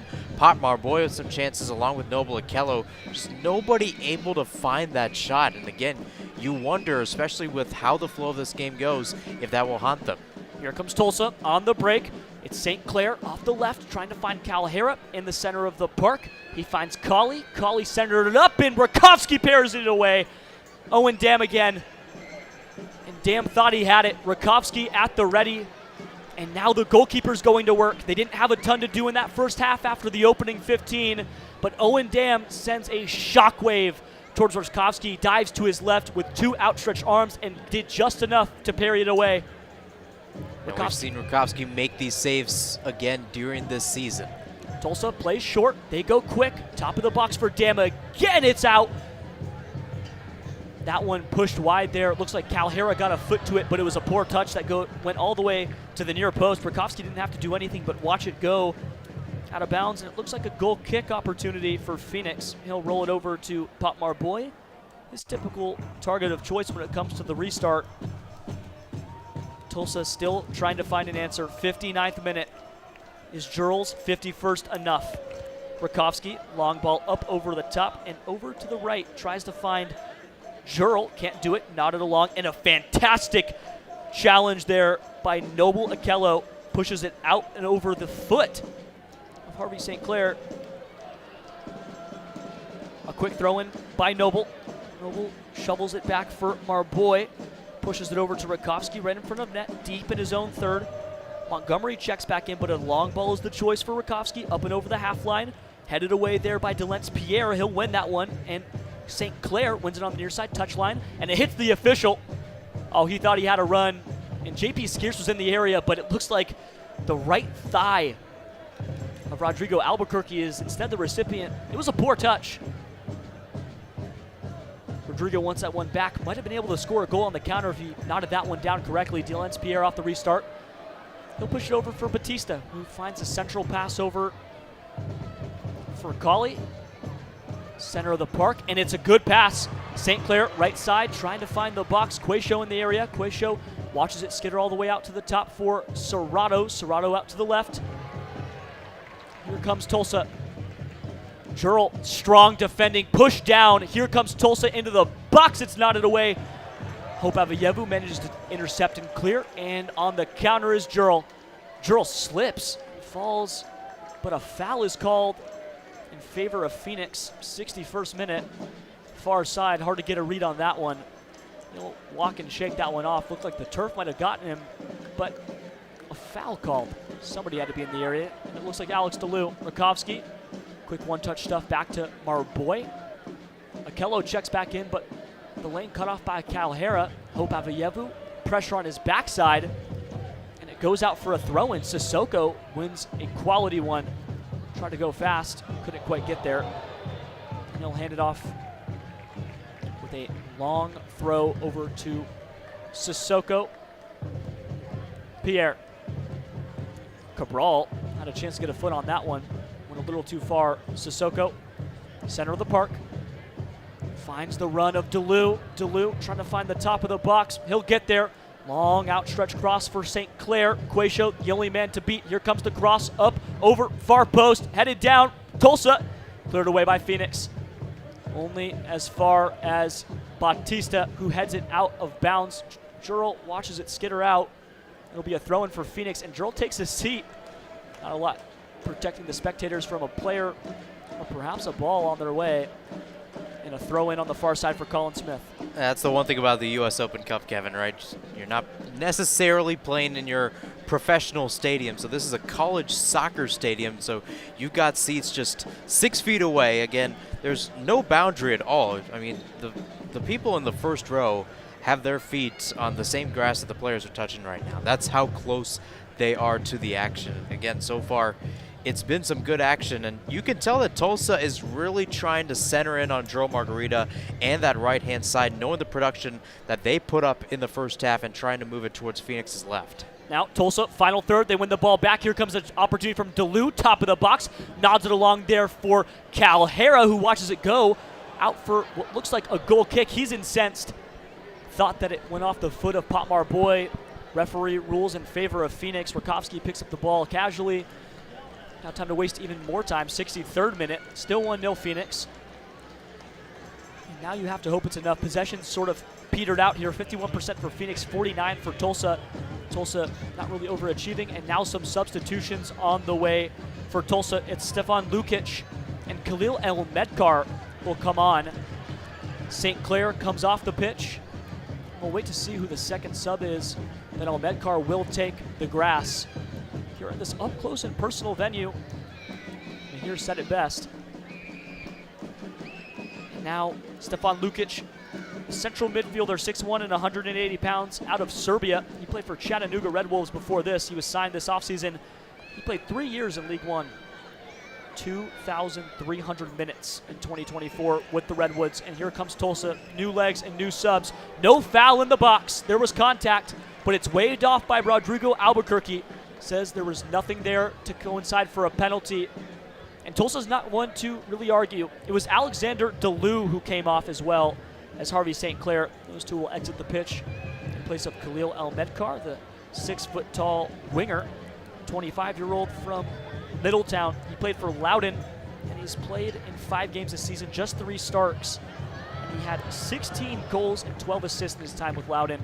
His longest stretch with any professional team. One arm to the sky for an in-swinging cross for Tulsa, up and over to the back post. It finds the head of Bautista. It's still in the box, and Hope Avayevu clears it away.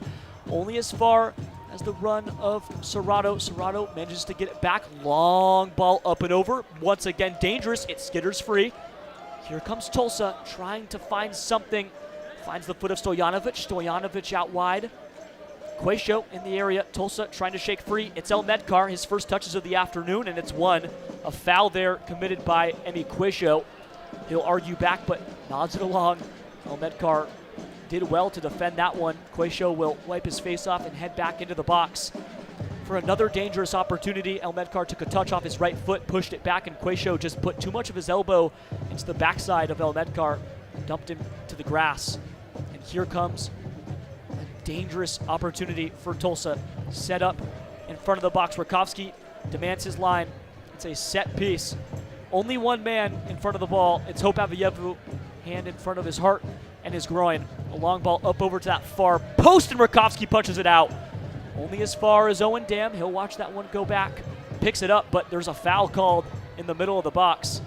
And it looks like Delence Pierre will pick that one up as well, as Stefan Stojanovic sort of caught in the middle of the action. Rakowski pleading his case, but he wins it before it's even said. Pop Marboy will carry the ball over. 66th minute, 1-0 Phoenix. Back with the ball.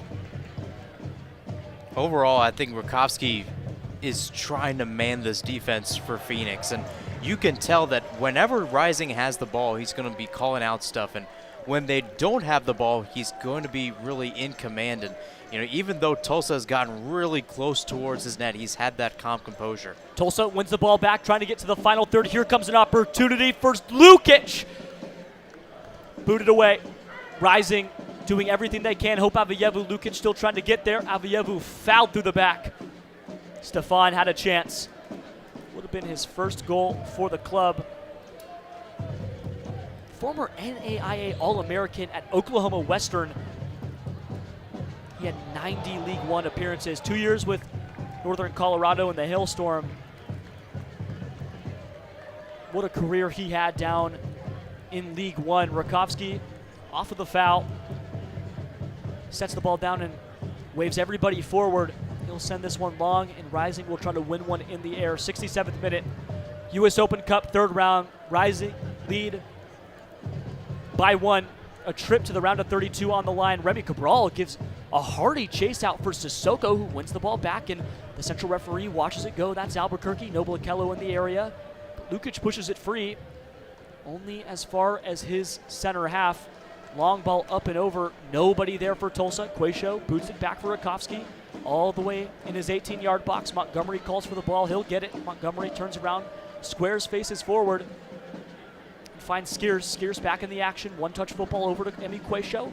More one-touch stuff, but only as far as Tulsa, Lukic, and Colley. Colley manages to get it back for Marcos. Marcos over for Batista. He'll push it all the way out for Khalil El-Medkar. Pierre open on that right side, calling for the ball. He won't get it. Sissoko, his own center half. Out for Stojanovic. Stojanovic and Colley interchange in that center of the park. Sissoko, a quiet touch, moves it out right. Now they go wide. Delence Pierre off his left foot. Quayshow on his right foot, on his right hip. Sissoko tries to get past Quayshow, but Quayshow does well to steer it out of bounds. Pa Marboy and Pa Modoka in the area, and it's Pa who tells Sissoko, good job. A little bit of opposition there. Big number 91, Abdoulaye A.B. Sissoko, 21-year-old from France. Played for Memphis 901 before the club folded this offseason. Hope Avayevu takes a touch off his chest from a throw-in off of Emmy Quayshow, but it's ruled not a foul. Hope Avayevu hits the ground, and a quick throw-in coming from Delence Pierre has to go backwards. Finds Sissoko out to Batista, and they slow the run of play again. 69th minute, 1-0. A quick foul there, but ruled as a perhaps play-on opportunity, but Remy Cabral absolutely incensed. He managed to jar it free from the run of Lamar Batista, but a yellow card comes out of the pocket for Remy Cabral. He threw the ball into the grass in anger, slammed it down with his right hand. Upset he couldn't make that one work. Lamar Batista did just enough to sell it, and a foot to the right boot. Remy Cabral, all contact all day, and a correct yellow card, the first booking of the afternoon for Phoenix Rising. And that caution will go towards the big number 91. Ball out to the right. Sissoko finds a charging ball. Here comes a chance for Taylor Calhera.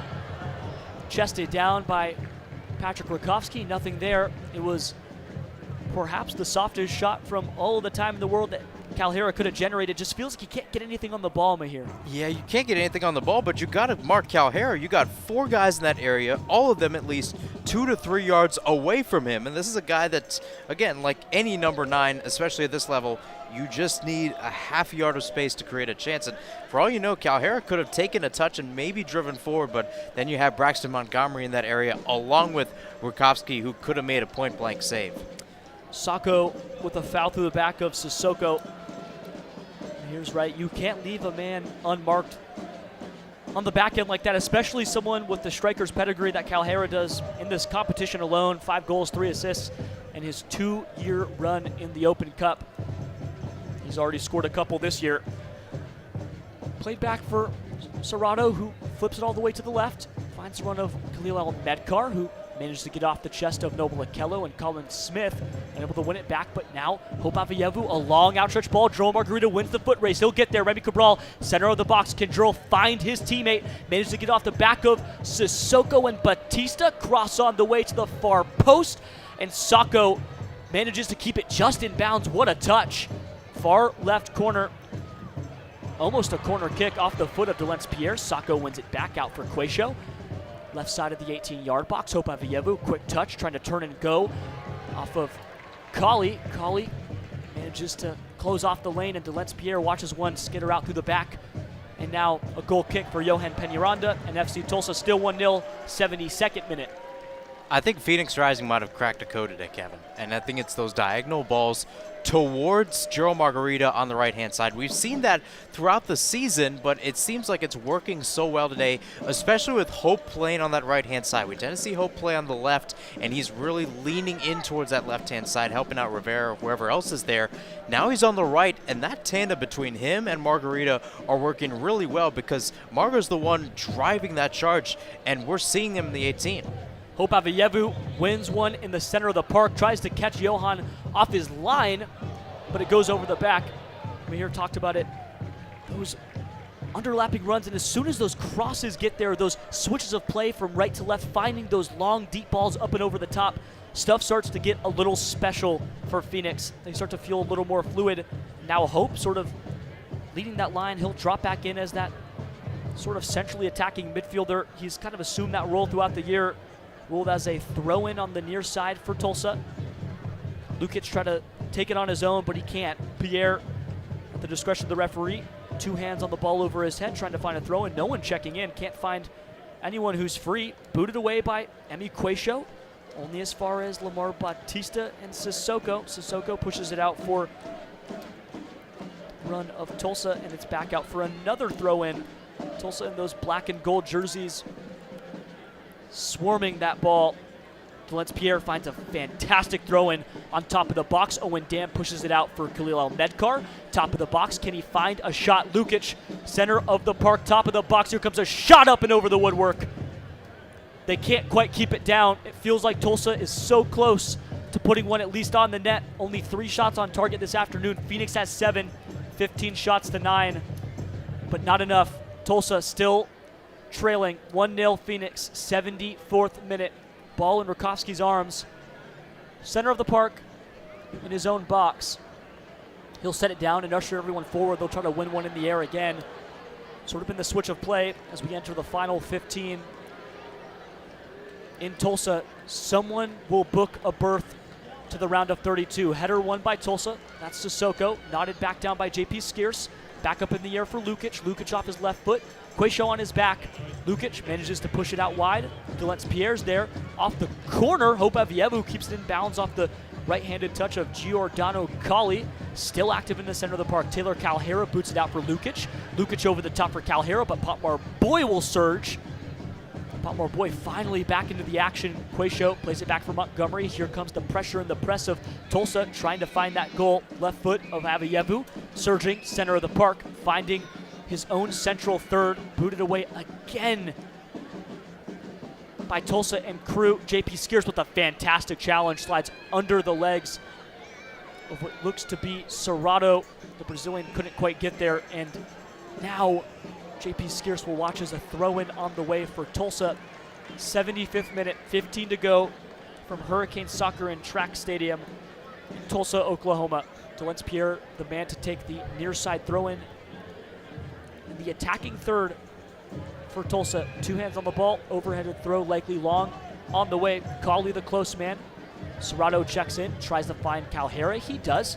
Back out to Kali. Kali to the top of the box for Serrato. Serrato back over to Lukic. Lukic on his left foot, dragging Isan Sako back. Can't quite get free. Back on his right foot, back to the left.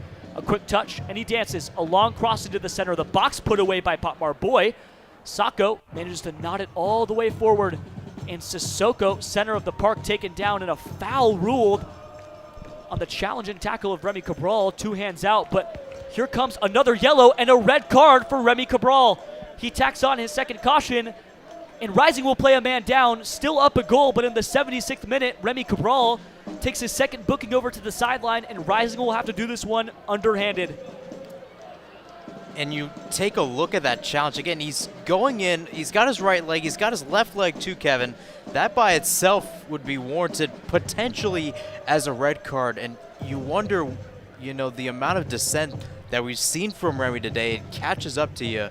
You know, the emotions unravel, your play unravels, and now your team could potentially unravel. And now you're going to take a look at this back line as Braxton Montgomery and Pop Marboy are trying to get their players back.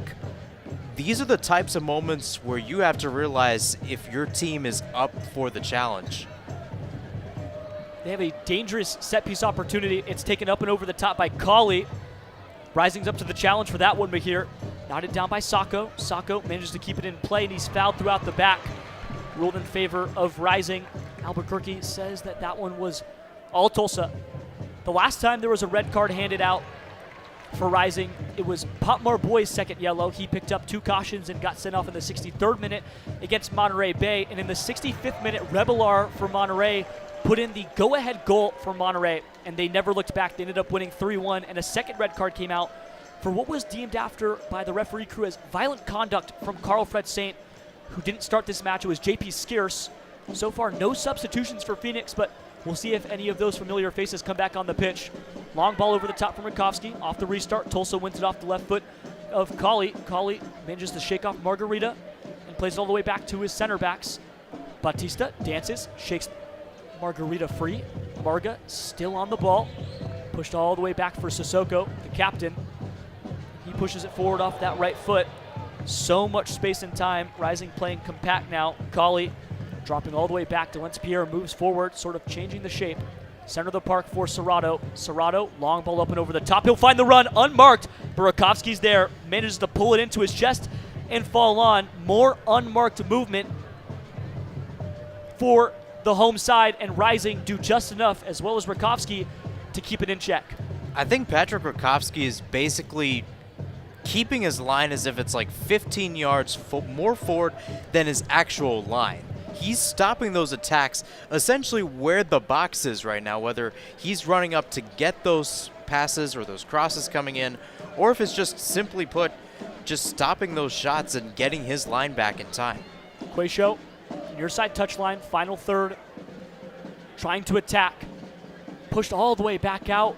Sissoko wins a quick goal kick, and now they'll go fast. Rodrigo says that that one was all Quayshow. Quayshow tried to move it out to the corner, something that he talked about in his press conference earlier this week with the media. He said, against Detroit, we just didn't do the little things, referred to not taking the ball to the corner, not playing for the win.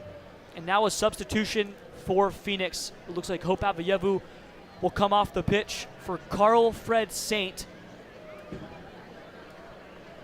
Rising playing a man down, 1-0 Phoenix, 79th minute. As Tulsa readies another change of their own, they won't quite get this one in during this stoppage of play, but they'll do it during the next. Sissoko, center of the park. Cauley, back for Serrato, moving out to the left. Serrato beats his man, Sacco on his hip, finds out for Delence Pierre. Pierre almost fouled in the center of the box, not quite there. One-touch football back, but he misses. Lamar Batista was there, but not quite enough. Far side touchline, Margarita can't quite win it. Throw in for Phoenix. Instead, ruled for Tulsa. Margarita incensed. Couldn't quite see who it went off of, but it looks like Delence Pierre won that challenge. Margarita will quickly drop back. And now it's Al-Hassan Toure, number 35, newly signed on April 4th for FC Tulsa, making his debut for the club in the Open Cup. Still 1-0, 80th minute, and Stojanovic comes off. Stojanovic for Al-Hassan Toure. Toure all the way back for Sissoko, out to the right. Finds the feet of Lukic. Lukic with Quayshow on his right hip, can't quite get free. Lukic plays it back. all the way for Johan Peñaranda. Peñaranda, right-footed pass all the way out for Batista. Left-sided center back tonight. Sacco gives a little chase. Long ball up and over the top. Trying to find the run of Khalil El-Medkar. Chested off his right shoulder. It was a good one. Instead, foul one there on the back by what looks like Colin Smith. And a little bit of chatter between him and Delence Pierre. He's waved off. 81st minute, still 1-0. Rising playing with just 10 men. Can they survive the onslaught?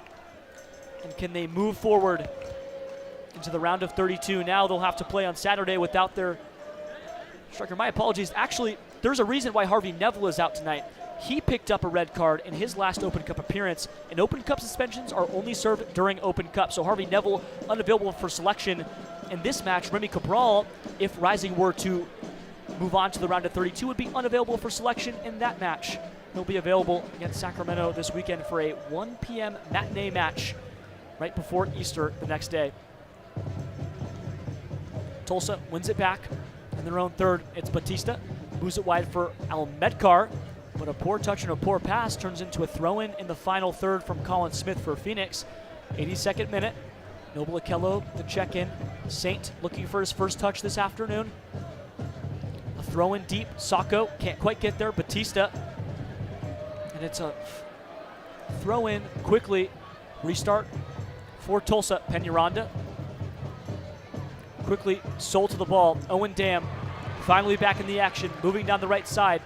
Sacco gives a little more chase, but can't quite get there. Through the center for the captain, Sissoko. Sissoko to Okali. Kali back out to Dam, right side of the pitch. Saint in the area. Kali, Dam moves it down. Lukic, 2 to beat. Dispossessed by Quaisho. Braxton was on the back hip as well. More one-touch football, and Lukic watches it go out for a Phoenix throw-in, their own defensive third. And can Rising just keep the ball? 83rd minute, 1-0. Whoever wins this match, Kevin, will have the better communication. That's what it seems like right now.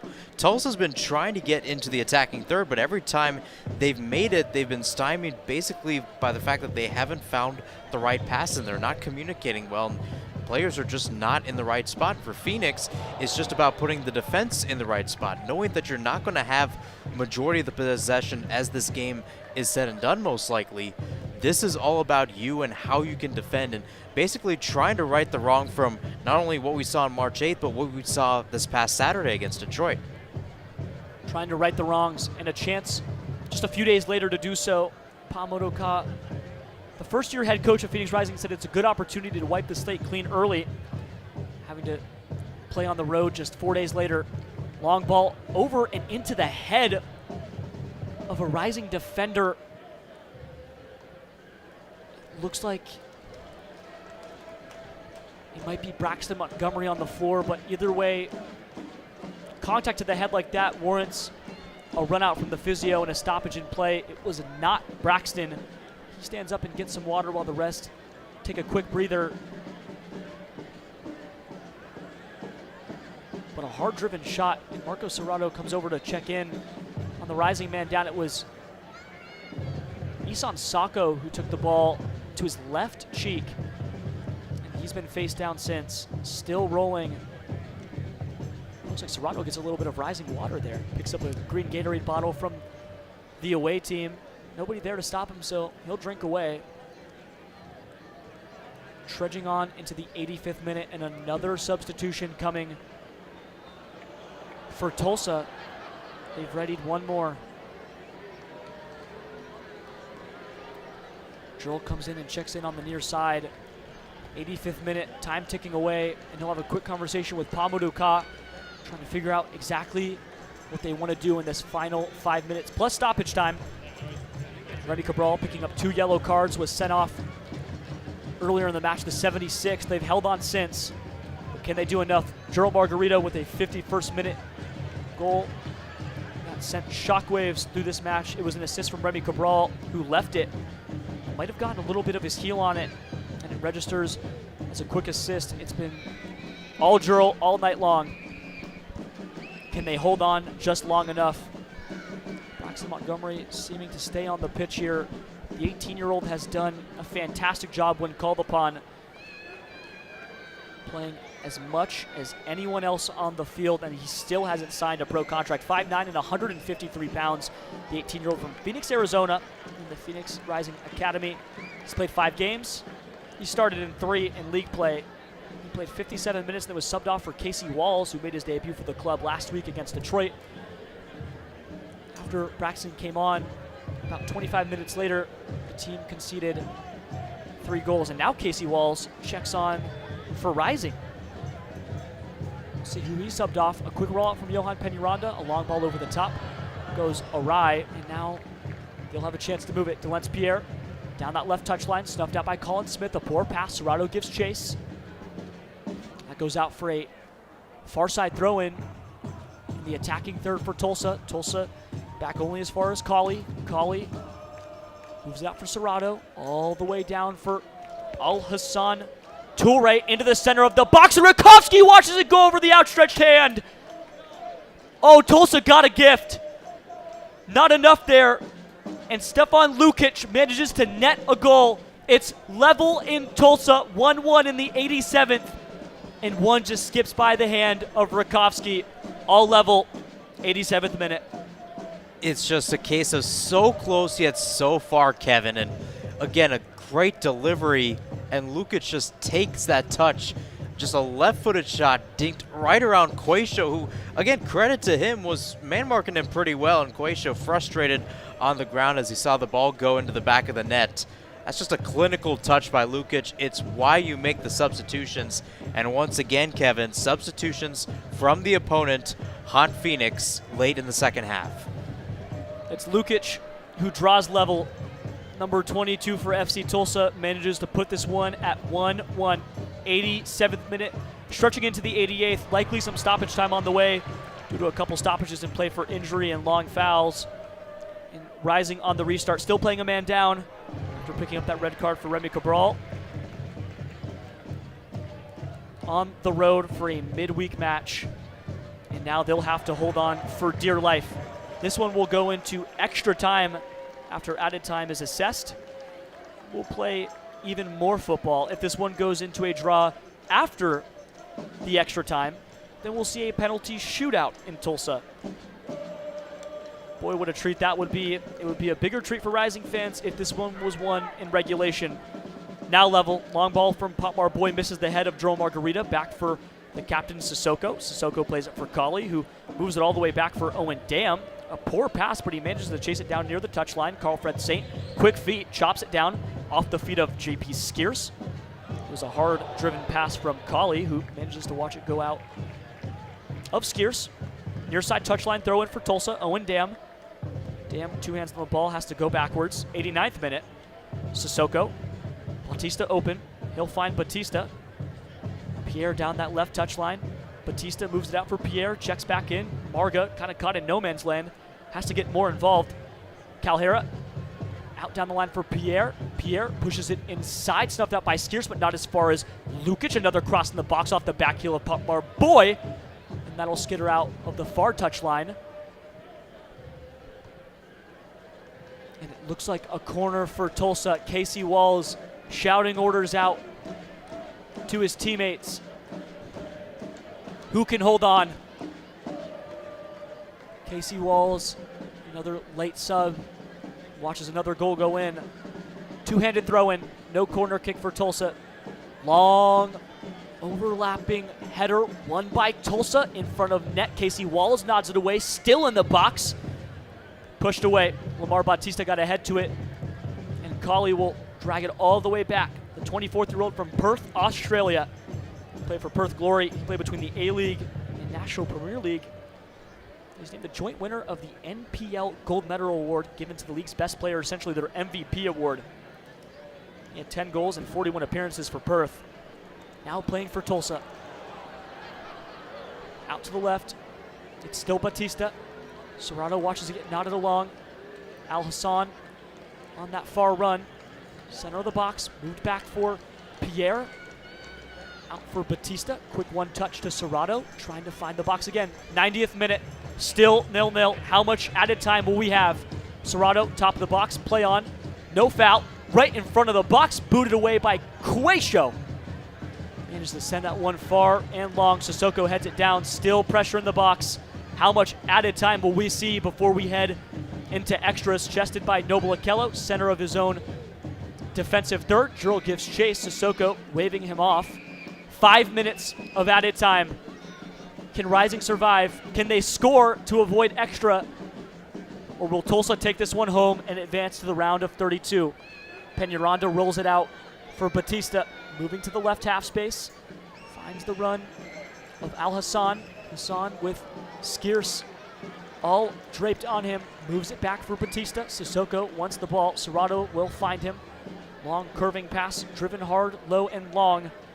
Sissoko back out to Serrato, center of the park. JP Skierce gives chase. Owen Dam open on that right side, right half space, trying to find a long cross. It's driven low. Casey Walls gets low, finds his forehead on the ball.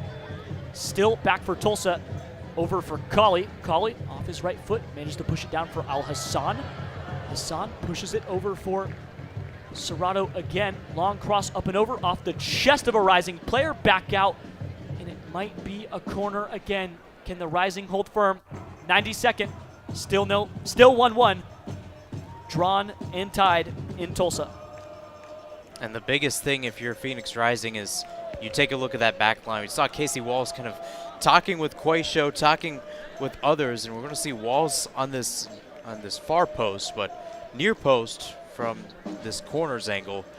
These set pieces are so important. They play short. Tulsa rolls it out.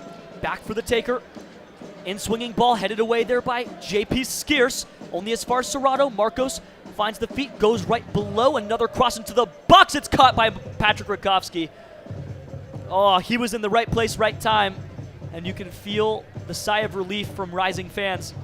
Stretching into the 93rd. Still all tied up here. It was a 51st minute goal by Joel Margarita. That put this one ahead, and Tulsa managed to strike back in the 87th. Long ball over the top. Rising haven't possessed in the final third in a very long time. 93rd minute, this one goes out and over the goal line. Giving chase is Torre. Torre plays it all the way back. It's won there by Patmar Boy, who's fouled deep in the attacking third, and it looks like there might be a caution that comes out of the pocket of Rodrigo Albuquerque. Instead, just a whistle to the mouth. He'll separate Lamar Batista, Delence Pierre, and Patmar Boy, who came charging from that back line. Thought he had a chance. The captain of Phoenix. He scored a couple goals in his tenure with the club, usually from his forehead, not from his feet. But he wins a very important set piece here, Mahir. Yeah, and that's a chance now for Phoenix Rising, who is down a man, and all of a sudden has a chance to go forward on the attack. That just shows you how much momentum could possibly change here. And knowing that, you know, you're staring down the barrel of what could happen in the next couple of minutes or so, if it's still tied in the next 30 minutes, this could be very, very crucial. Crucial set piece on the way. And it's Emi Quayshow to take on the right side, about 20 or so yards from the net, right arm to the sky. And there's some contact in the box. It looks like maybe the elbow of Lamar Batista caught one of the Rising players in the 18-yard box. And whoever's down there, it's JP Skierce.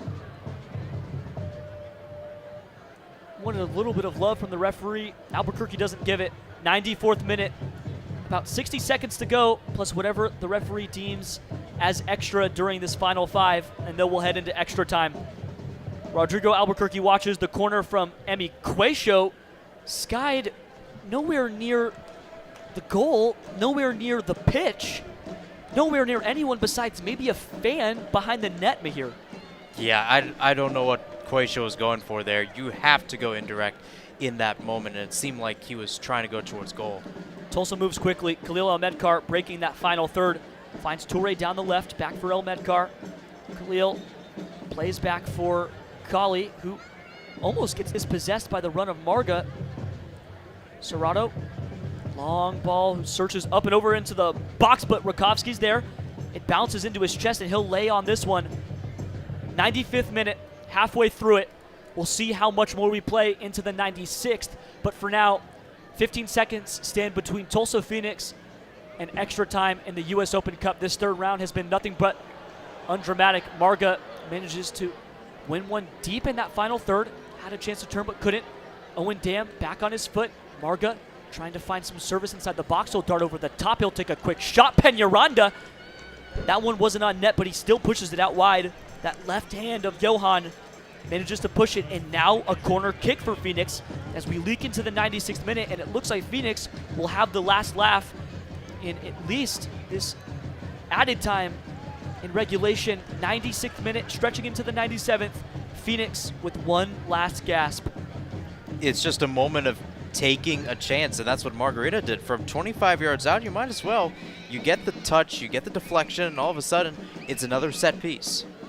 Two arms to the sky. Emi Cuello with a mulligan. Can he get better on this one? Right-footed ball in swinging cross. Far post to the head of JP Skeers. Up, over, and out of play. And that might do it. A quick handshake from Johan Peñaranda to his center back, Abdoulaye A.B. Sissoko, and everyone will head back to their touchline. We're headed into extra time. FC Tulsa, Phoenix Rising, 1-1, all level as we head in to the final third of this match, and perhaps on the way to a penalty shootout. Back after a short break to break down what we've seen in the last 45 and what we'll see in the next 30. Rising Radio Network, Kevin Cardez, Mahirson Hassan. Give us a couple. Back in a few.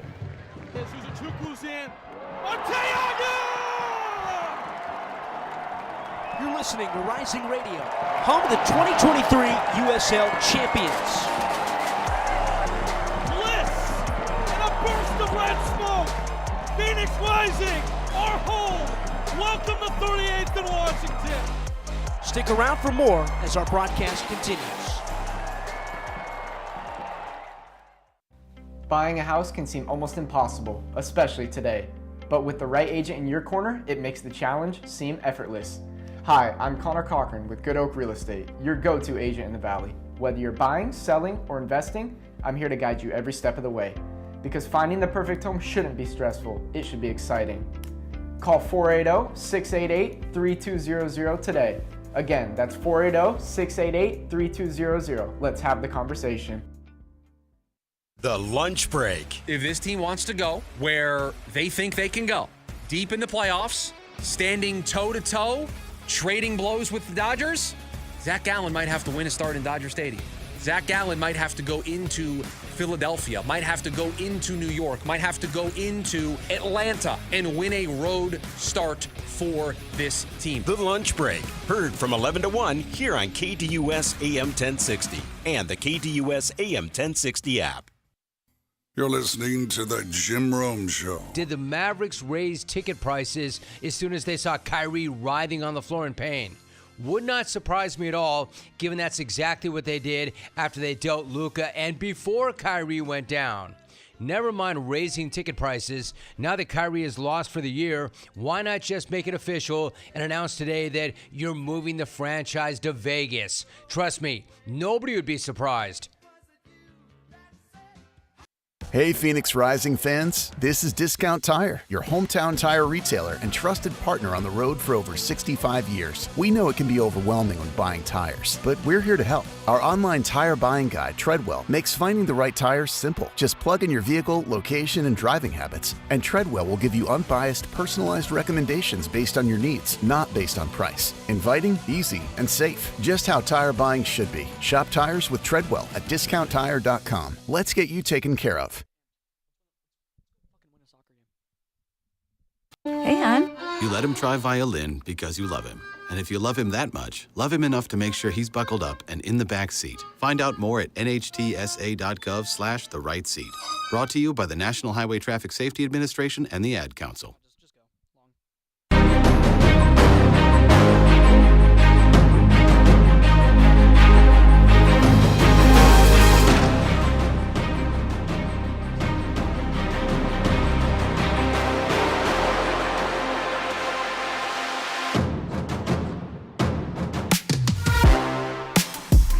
Well, who would have thought more late game shenanigans for Phoenix Rising leads to a late goal for Tulsa.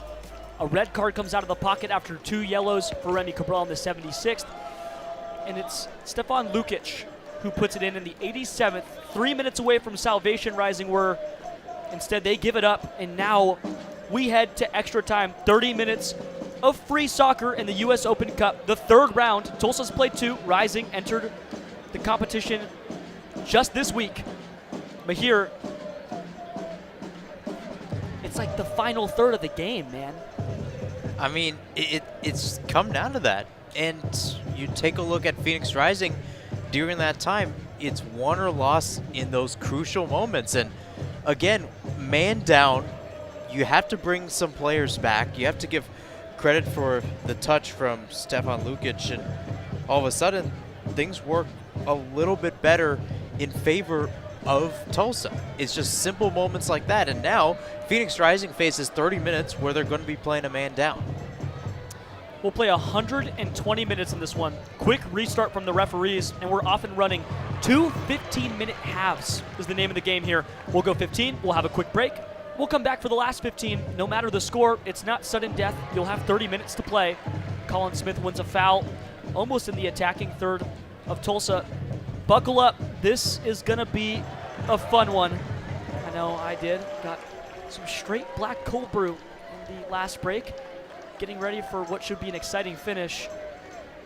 Whatever your method is, it's time to get ready. Quayshow with the set piece. As Colin Smith short, Jurl will shade out to his left. One right arm to the sky in the 91st. 1-1 Tulsa and Phoenix. Hurricane Soccer and Track Stadium. On this Wednesday match in the Open Cup. Right arm to the sky, 92nd. Quayshow still waiting for the all good from the referee. The formation shaking itself out, and here comes the kick. Left-footed ball, swinging towards that far post. Nobody can put a head on it but Tulsa, and Tulsa wins it back. Up on top, it's Toure. Toure and Tulsa has a chance to run, and run they will, but Colin Smith will snuff it out. Got there right before the run of what looked to be Taylor Calhera leading his own line. Colin Smith got back in a hurry. Khalil Ahmedkar defers the throw into Owen Dam, who's had a few good ones. Tonight, he'll push it back for Batista through the center over to Serrato. Serrato will shuttle back and push it for Lamar Batista again. A little attacking space, pushes it off with his left foot to Owen Dam. Dances with a little on his right foot, and Batista shovels back for Serrato again, sort of sitting in a central center back role, and he'll hopefully drift up and be a part of that midfield. FC Tulsa hopes. Dam plays it down low for El Medkar. El Medkar with Potmar Boy right in front of his face. Owen Dam pushes out back for Batista, left half space. Owen Dam, chance to cross. He'll get it through, but it's a boot of Noble Akello. Pushes it down, up and over the top for Batista, who will watch this one sort of roll out of bounds. Back to the feet of Delence Pierre. Pierre through the center, little attacking space, moves it out to the right for Toure. Toure down for Lukic. Lukic has a run. Can he get the crossover? Yes, he can. It's headed away by Potmar Boy. Not as far as Lukic again. Lukic has a chance, but the flag goes up. Offsides. Stefan Lukic was called for it, but now it's play on, and Serrato puts it over the woodwork. But here, yeah, not sure what the flag was. I'm befuddled too. I think Lukic was originally offside, knowing that he was very close towards that end line, and it was like a split-second decision from that assistant referee on the far side in making it. Not sure what the near side assistant referee was thinking, but because both of them weren't really on the same page or nobody blew a whistle, well, it was play on. Well, Rising still get it back. It's a goal kick for Rakowski. 1-1. 94th minute, long ball over the top. Everyone ushered forward. Can they win it in the air? Tulsa wins the header. It's Serrato. Down on that far touchline, Delence Pierre shovels it forward, but only as far as JP Skiers, who gets it over to Braxton Montgomery, who sends a long ball over to Batista. Batista pushed it over for the head of Casey Walls, and now Serrato all the way back in his own half. Finds the center of the park, moves it over for Owen Dam into the left half space, trying to break the final third of Phoenix Rising on their back feet. It's Noble Akello tracking back. He'll try to stop the cross of Owen Dam, but it goes wide. Nowhere near that near post. Sort of takes a glance off the inside sole of Owen Dam. Second time he's done that tonight, and he'll want another one of those back. stays level, 95th. Can the Rising maintain any possession?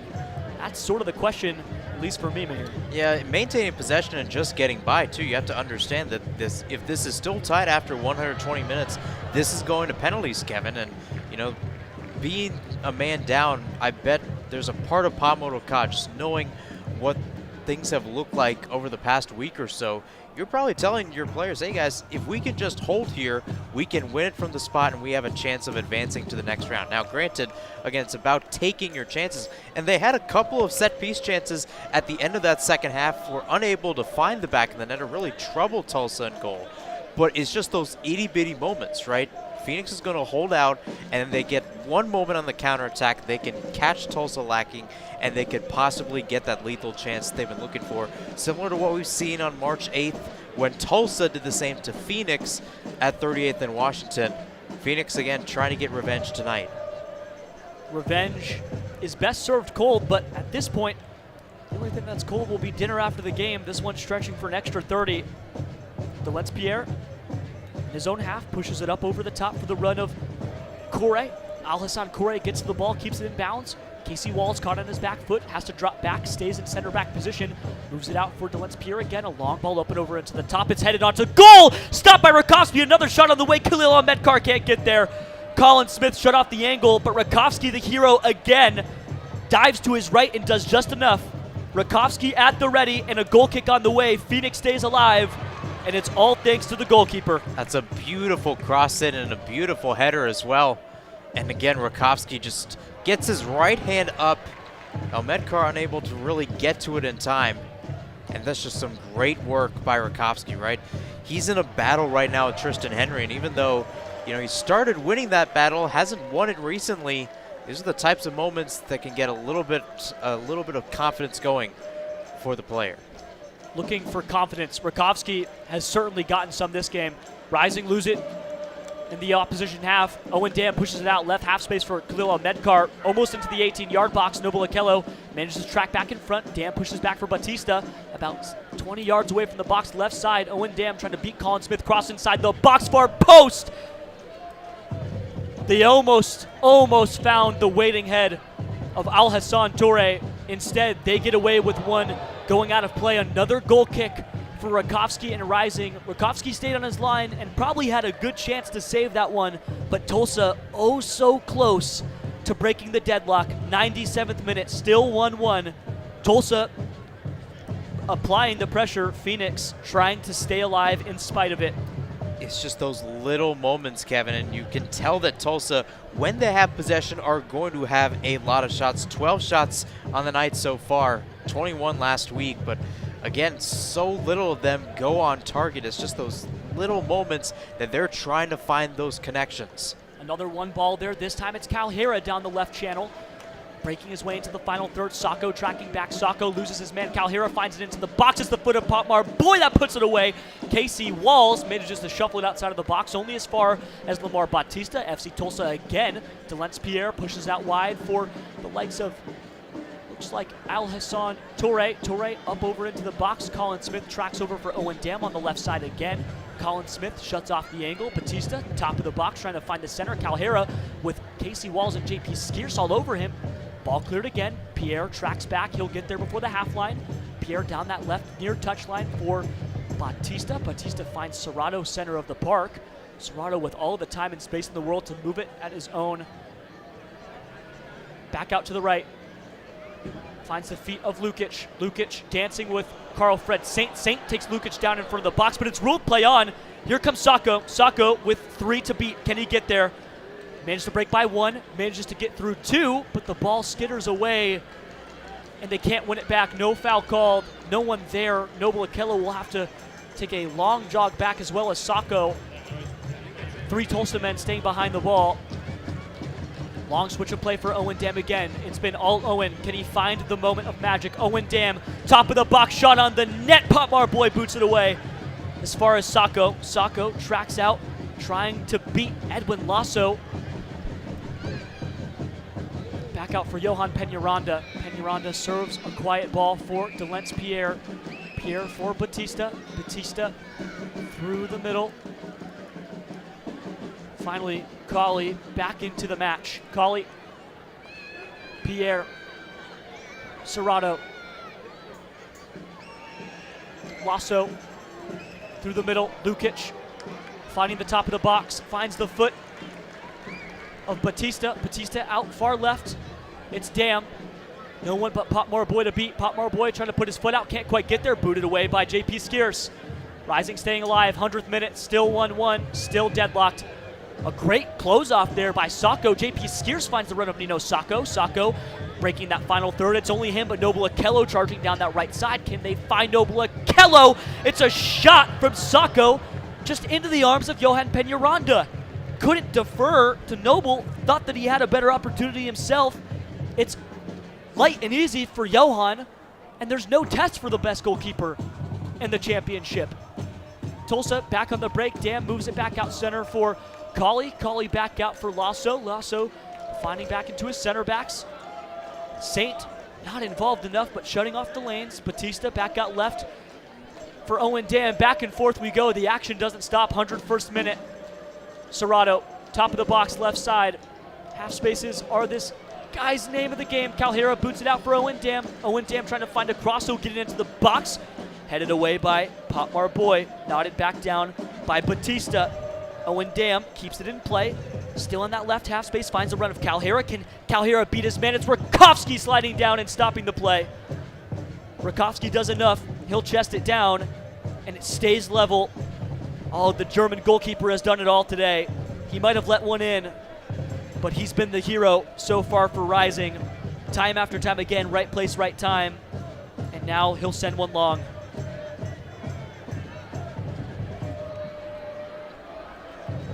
The goalie has to be the CEO in these types of moments, Kevin. And we've talked about Rakowski, you know, the ups and downs throughout the start of this season and, you know, backing up Rocco Rios Novo for the past couple of years.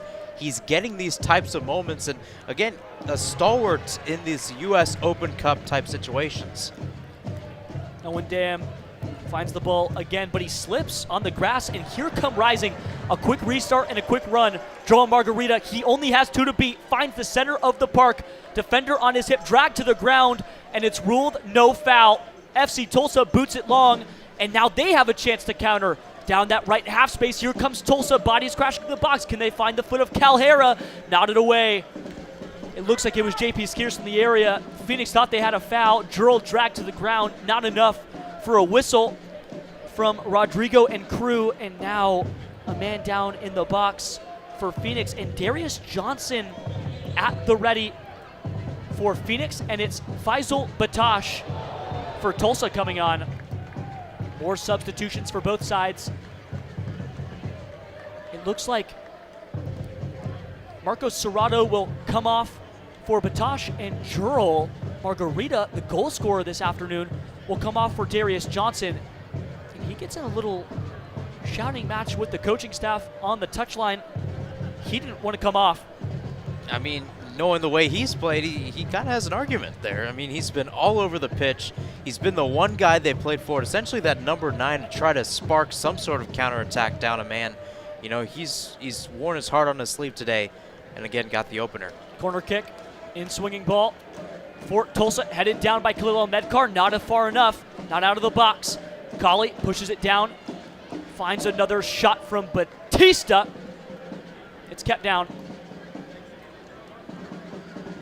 Now Rising just have to survive in advance. 104th minute. Faisal Batash, the winger that comes in, 24-year-old, 5'9", 160-pounder from London. Played for Tacoma Defiance. He came over via transfer in July of last year. A far-sided header. It's headed up and over the woodwork. Tulsa had a chance. Khalil Medkar served to the center of the net. Rakowski watched that one fly over the top of the crossbar and would have had no chance if it was on target. It was the cross from Stefan Lukic that gave Tulsa a chance. And man, Tulsa wants that one back. It was big number 35, Touri. Al Hassan couldn't quite get there. 104th. Just a clear-cut chance there, too. 6 yards out, just had it headed forward, just headed down in that regards, and you're already troubling Rakowski. Now the possession has solely shifted in favor of Tulsa, 60-40 now, percentages. Tulsa wins the ball again. Owen Dam, left half space, shifting centrally, trying to find a little help. Colley checks in, sends the ball wide, finds Khalil, then finds DeLentz. Pierre lays off for Colley. Colley serves it back in, and it goes out of bounds. Finally, a cool, calm, and collected goal kick on the way for Rising. Drifting into the 105th. We'll play all the way to the 105th before this one stops. That'll be 15 minutes played, and then a quick intermission, followed by 15 more minutes of play, and potentially a penalty shootout. Long ball on the way. Everyone ushered forward for Rising. Everybody over the half line. Can they win the header? Darius Johnson loses it. More transition play opportunity here for Tulsa. Casey Walls shields off Tulsa. Pushes it out wide. Deep throw in. 105th.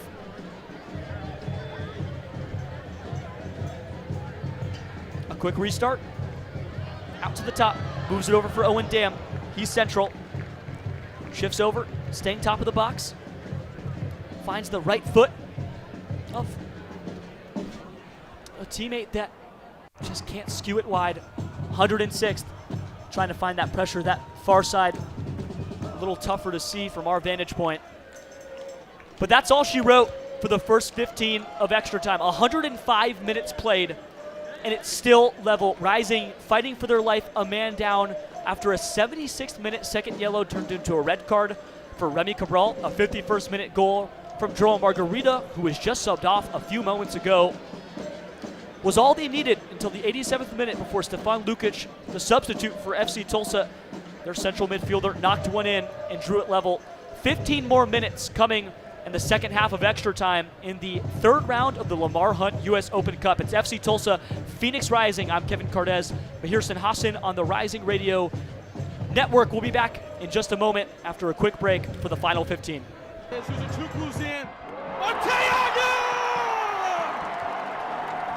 You're listening to Rising Radio, home of the 2023 USL champions.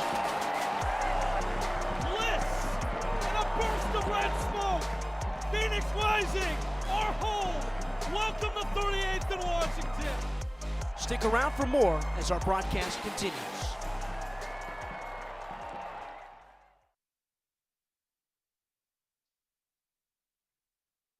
Buying a house can seem almost impossible, especially today. But with the right agent in your corner, it makes the challenge seem effortless. Hi, I'm Connor Cochran with Good Oak Real Estate, your go-to agent in the Valley. Whether you're buying, selling, or investing, I'm here to guide you every step of the way. Because finding the perfect home shouldn't be stressful, it should be exciting. Call 480-688-3200 today.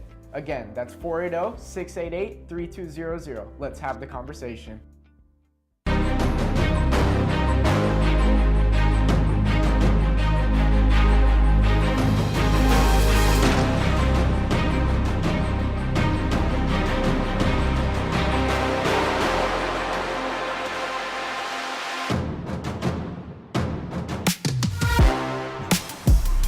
Back for the final 15.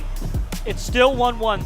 FC Tulsa, Phoenix Rising, all level after 105 minutes of soccer played in the third round of the Lamar Hunt U.S. Open Cup. A trip to the round of 32 on the line. Rising trying not to make their exit as quick as their entrance. They haven't played a game before this round, entering in the third. FC Tulsa had to fight through 2 matches before this. It was Tulsa Athletics, and then it was Forward Madison, and now here they are fighting to break into the round of 32.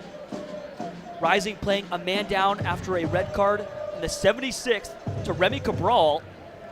Turned into a 10-man situation for Phoenix. It looks like another sub on the way, and it's the number 44, Jamison Ping, 17-year-old from Minnesota. The academy kid turned professional enters the pitch for Phoenix, taking off Noble Okello, and has 15 minutes between himself and a penalty shootout.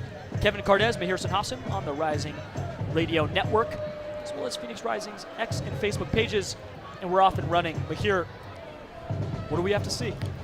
Well, we're going to see a Phoenix side that, again, playing down a man is going to have to hunker down for a little bit, and you're seeing this as they start off. Everybody's back in their own half of the pitch. It's all about surviving and advancing, Kevin. Edwin Lasso manages to break past Emi Quayshow, trying to find a cross into the box. Quayshow manages to push him off his line. Here comes the cross up and over. Manages to switch the run of play only as far as Arthur Rogers. Rogers pushes it over to the back for Colley. Colley, top of the box, manages to push it all the way wide for Faisal Batosh. Batosh centers it back up. Perhaps a shot chipped over the top. It's headed away by Potmar Boy. Through the back, Batosh knocks Jamo to the ground. Now another run of play, and here comes Potmar Boy. He's driven it long for Darius Johnson. Darius Johnson, only one to beat. It's Delence Pierre. Darius trying to find a shot. No one there. Darius, Lamar Batista. Darius stuck in the final third. No foul called, no point to the spot, and FC Tulsa regains control. Pushed wide. Not enough. And now Edwin Lasso sends one up and over the top for an unmarked FC Tulsa player. Manages to bring it down. That's Tori Colley, left half space. 107th minute. Colley centers it back up. Try to send one into the box. It's off of the right thigh of Jamison Ping. Colley centers it back up for Lasso. Lasso, top of the box. He shoots it up and over the crossbar. Rakowski, just watch that one soar into the night sky. Stays level. A lot of shots like that from Tulsa today. They're trying to protrude from outside of the 18 and just try to tee up a shot, see if Rakowski is a little bit late to react, and nothing's really been challenging Rising that way so far. And that's the biggest thing, is we talked about this earlier, the fact that Rakowski and Phoenix is starting their line essentially at 15, 20 yards out, making sure that the box is treated like 5 yards away from goal. This is all of a sudden a much more well-mounted defense for Rising. Rising just need to hold on at this point. Penalty shootout on the other end of extra time if no one scores. Batosh finds the center of the park. Tulsa trying to search. Another shot on top of the goal. It's over. That one got close. Tried to go far post. It was Al Hassan Toure again, big number 35. Surged on top of the box, but couldn't quite get there. Rakowski trying to waste a little bit of time, and now Rodrigo Albuquerque will motion to the box. We got to get going. Everybody ushered forward. Another long ball on the way from Rakowski. They won't play long. They know that press of Tulsa will come. And we play into the 109th. 120 minutes of football on the way. Who will survive and who will advance? Header won by Tulsa, knocked down by Toure. Toure manages to push it down wide for Stefan Lukic, and a foul awarded on the near side touchline in favor of Phoenix. Looks like JP Skeers might still be down. Yeah, it was a rough challenge, and again, it was Rising just writhing in pain. It was actually Quayshow there. Quayshow's been going through some rough challenges today, especially on that left-hand side. He's had to cover it a little bit in between. That Stefan Lukic goal that tied this game and sent it to extra time. He was the one covering him. And then he's been out, especially on this near end line for the second half, just trying to make stops as Tulsa just continues to barrage Rising. And Quayshow manages to get up. That barrage will likely keep coming. A throw-in goes over the head of Darius Johnson into the defending third of Tulsa. Delence Pierre just barely keeps it in, but now Rising wins a throw-in deep in their own half, but it looks like a signal. No, it'll be a throw-in. Quayshow will walk on over to the near side touchline, deep in the attacking third for Phoenix.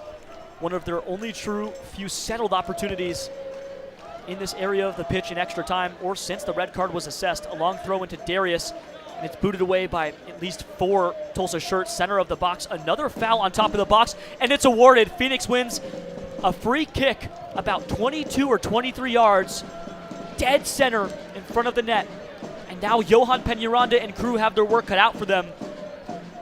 A free kick on the way. JP Skeers draws the foul, and Tulsa in a little bit of danger, although Rising playing a man down. And that's where you get the throw-in, Kevin. Phoenix can get some numbers going forward. JP Skeers pushes himself to try to get that ball, draws contact, and here he is with the free kick, as his teammates in that regards are going to try to tee this one up. Darius Johnson to the left of the ball. Emi Quayshow to the right. Carl Fred Saint will step back near the half line. Johan Peñaranda on his far post, and Darius Johnson readies his right foot for service. Quayshow motioning to the official, trying to find something. It's likely they're looking at something indirect here. Saint checks back in. There's only 2 bodies over into the box. It's Saint, JP Skierson, and J-Mo hedging over. Here comes Darius Johnson, direct on goal. It's way. Bautista manages to put that one away, and a long ball through, up and over the middle is sent by Patrick Rakowski, who clears that one long. Again, up and over the top. Darius Johnson gives chase, but it's another fly ball into the mitts of Johan Peñaranda. More outfield play for the goalkeeper. Out to the right for Lasso. Lasso sends it to the center for Colley. Colley moves over to the left half space. Tulsa starts to move forward. Not many bodies behind the ball. Everybody surging forward. 112th, still 1-1. Rising playing a man down after the red card. Moves over to the right. Edwin Lasso off his right foot. Chips one up and over into the box. It's headed away. Potmar Boyd there. Manages to clear it with his right foot. Only as far as Colley. He'll watch that one trickle out over into the stands. It's a throw-in for Tulsa. Closer to the timeline than it is to the final third. Another long ball from Tulsa. Up over into the box. Rakowski claims it in the air. Manages to bring that one down. He was far off his line. That would have spelled disaster if he misjudged it. Stefan Lukic in the area, but Rakowski brings it down. After a few dribbles, gets ready to restart play in the 113th. Rising, holding on for dear life. Calhera, the only man close to Rakowski. A long served ball over the top, trying to find anyone, but it's immediately put down by Bautista, who puts Jamison Ping to the grass, but no foul assessed. Moved over to the left half space.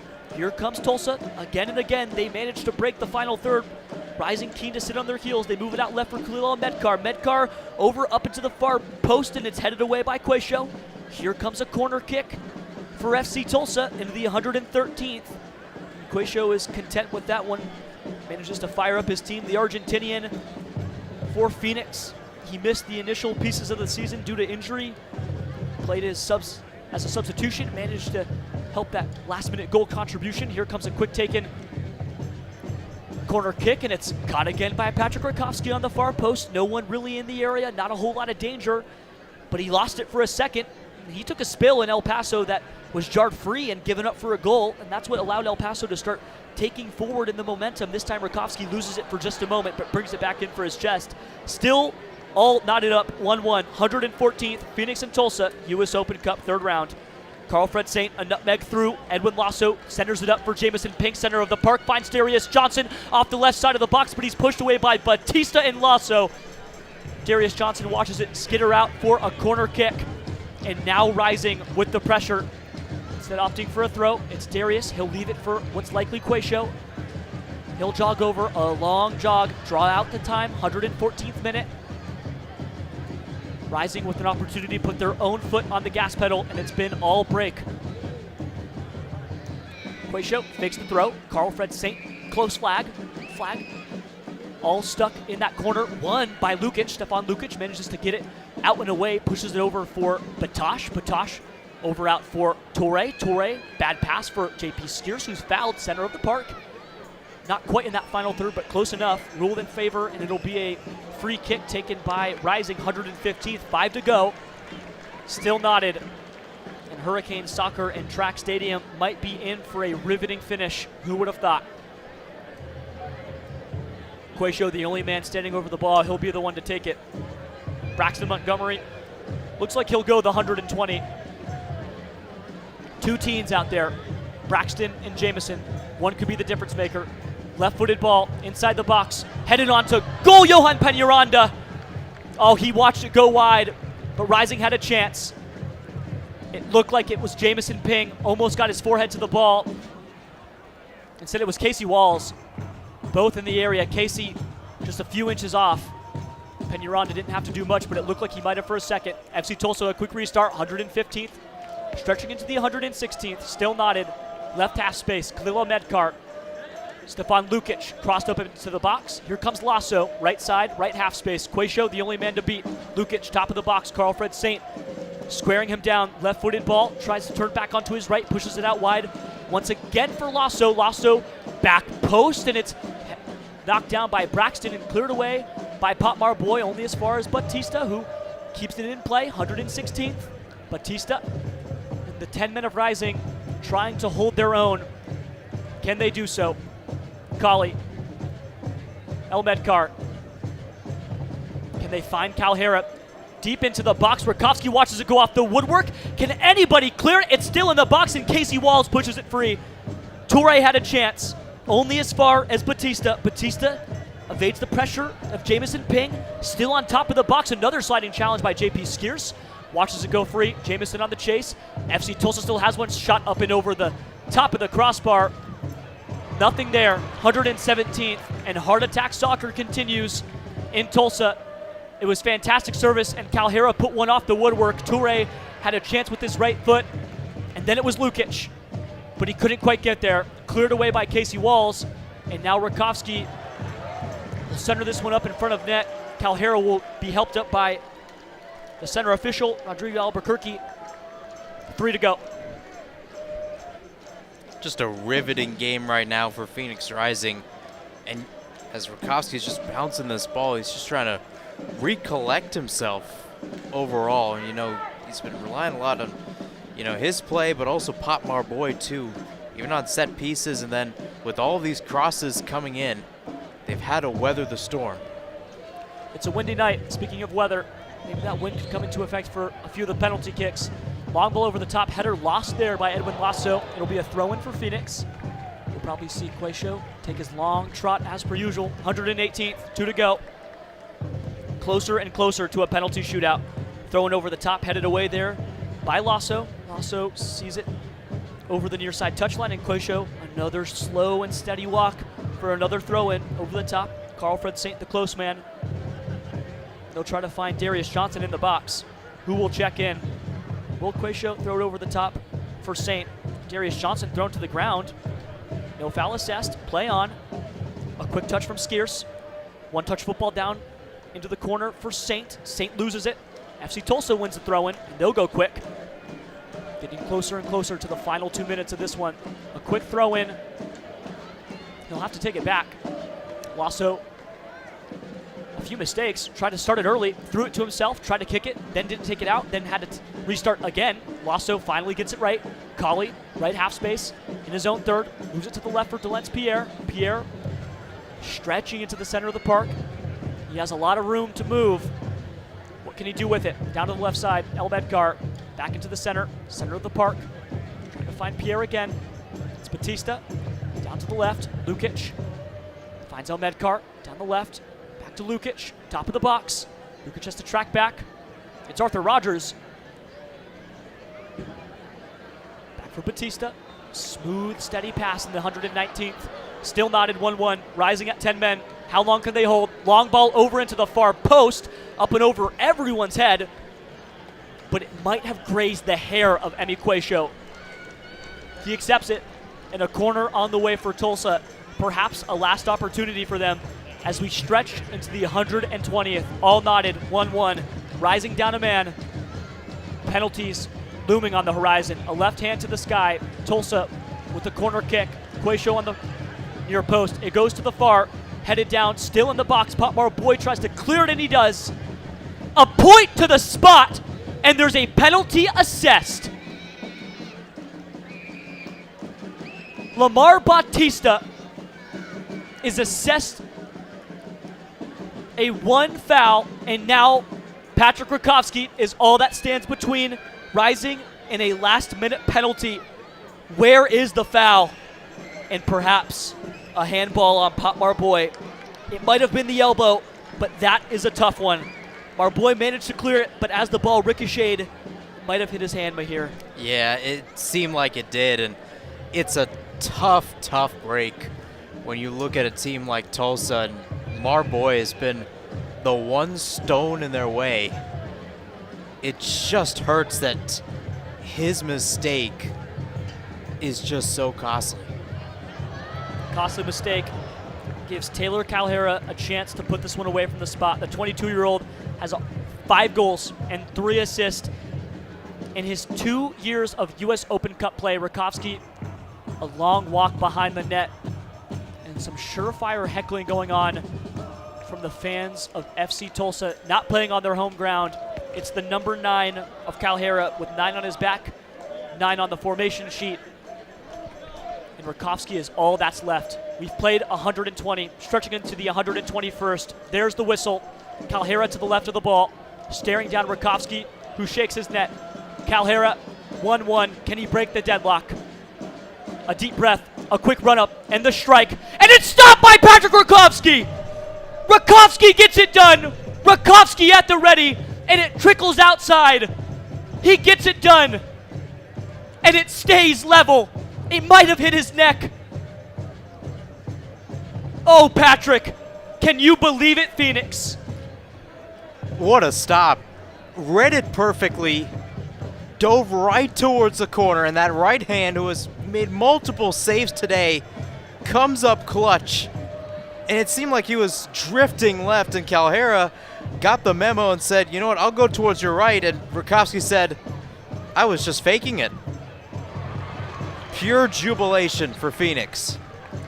Rakowski managed to get it done. We have 2 minutes of added time. 2 hands to the sky, and a far-sided FC Tulsa corner on the way. Headed down by Marboy. Can Tulsa get another shot on it? Sent over the crossbar.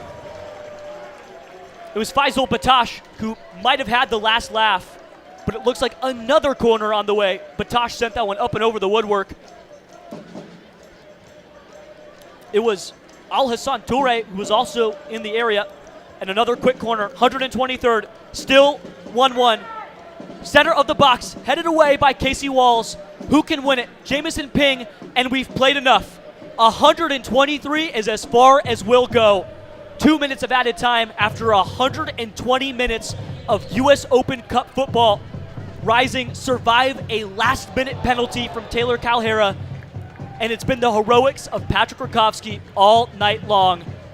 We stay level 1-1, and now, Mahir, we head to penalties. We'll stay right here, no break for us. What a final 30. What a final 30 indeed, Kevin. I mean, this is a Phoenix Rising team that's just been egging themselves on from a defensive perspective, you know, especially from what we've seen from them. Again, a team that came into this game 11 goals scored, but in terms of goals allowed, it's been an entirely different story when you take a look at, you know, the types of offenses they've faced. It's just amazing, the type of response that we've seen from them, and I think more importantly from them in this game, right? 14 goals conceded in USL Championship play. You have a guy like Patrick Rakowski who started off the season presumably in that #1 role, lost it to Tristan Henry, and then all of a sudden comes back into this type of moment and just puts the team on his back. Every time that ball came into the box, Rakowski was there. Even with the Pop Marboy penalty and it's handball, Rakowski was there. And that's the type of play you may want to see out of this goalkeeper. And, you know, in between two teams that were around the playoff line last year, this is just a very interesting matchup. Play has resumed. Not sure what happened there. I wish I knew. Playing into the 124th, and a free kick in the center of the park for Tulsa. We thought we were headed to penalties. We've already seen one. We were wrong. A long ball from Arthur Rogers, sent short, left half space, pushed wide for Khalil Ahmedkar, and a man down in the box. It's a foul assessed on Tulsa. A point from the referee, and it looks like Carl Fred Saint. Colin Smith, the man down in the box. He's played all day long, as has Andy Quayshow, Braxton Montgomery, many others, playing into the 124th. I mean, I'm not entirely sure how we're still playing. There must have been some sort of discrepancy on how much stoppage time there should be. That's the only right decision, or the right call, if you will, at this point. Well, we have no extra time notifier, so there's nothing there. Rising win, a throw-in, nearly in the final third.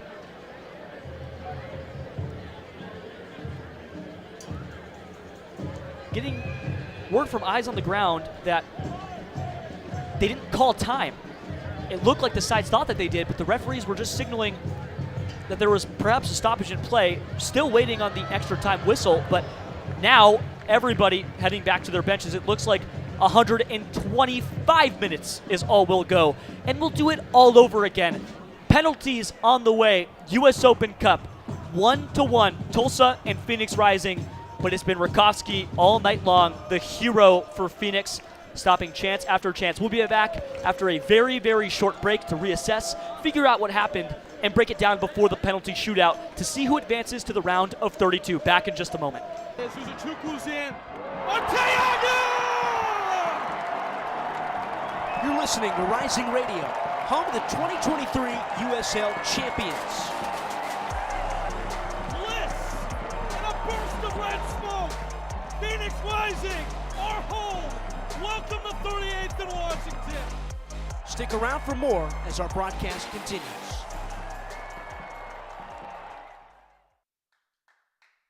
Buying a house can seem almost impossible, especially today.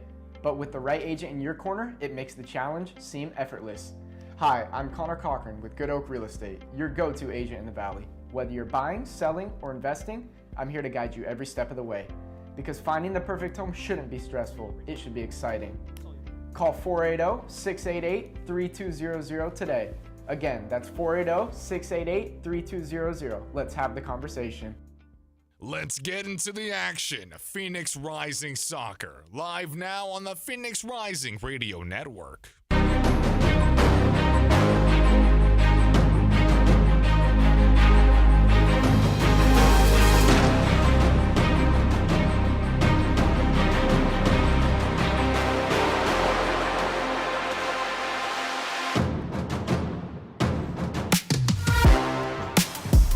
Back for a penalty shootout in Tulsa. Hurricane Soccer and Track Stadium now privy to one of the biggest spectacles the sport can offer, a penalty shootout to decide who will advance into the round of 32. Unsure of who it'll be right now, but Rising have decisions to make. Two teams currently on the pitch. Braxton Montgomery has gone the entire 120. Jamison Ping, a late sub, and now they'll have to decide who takes them. They've played with 10 men for a very long time. Remy Cabral picked up a second yellow card that sent him off with a red card in the 76th after a 1-0 lead was held. Margarita scored in the 51st, and Stefan Lukic in the 87th equalized.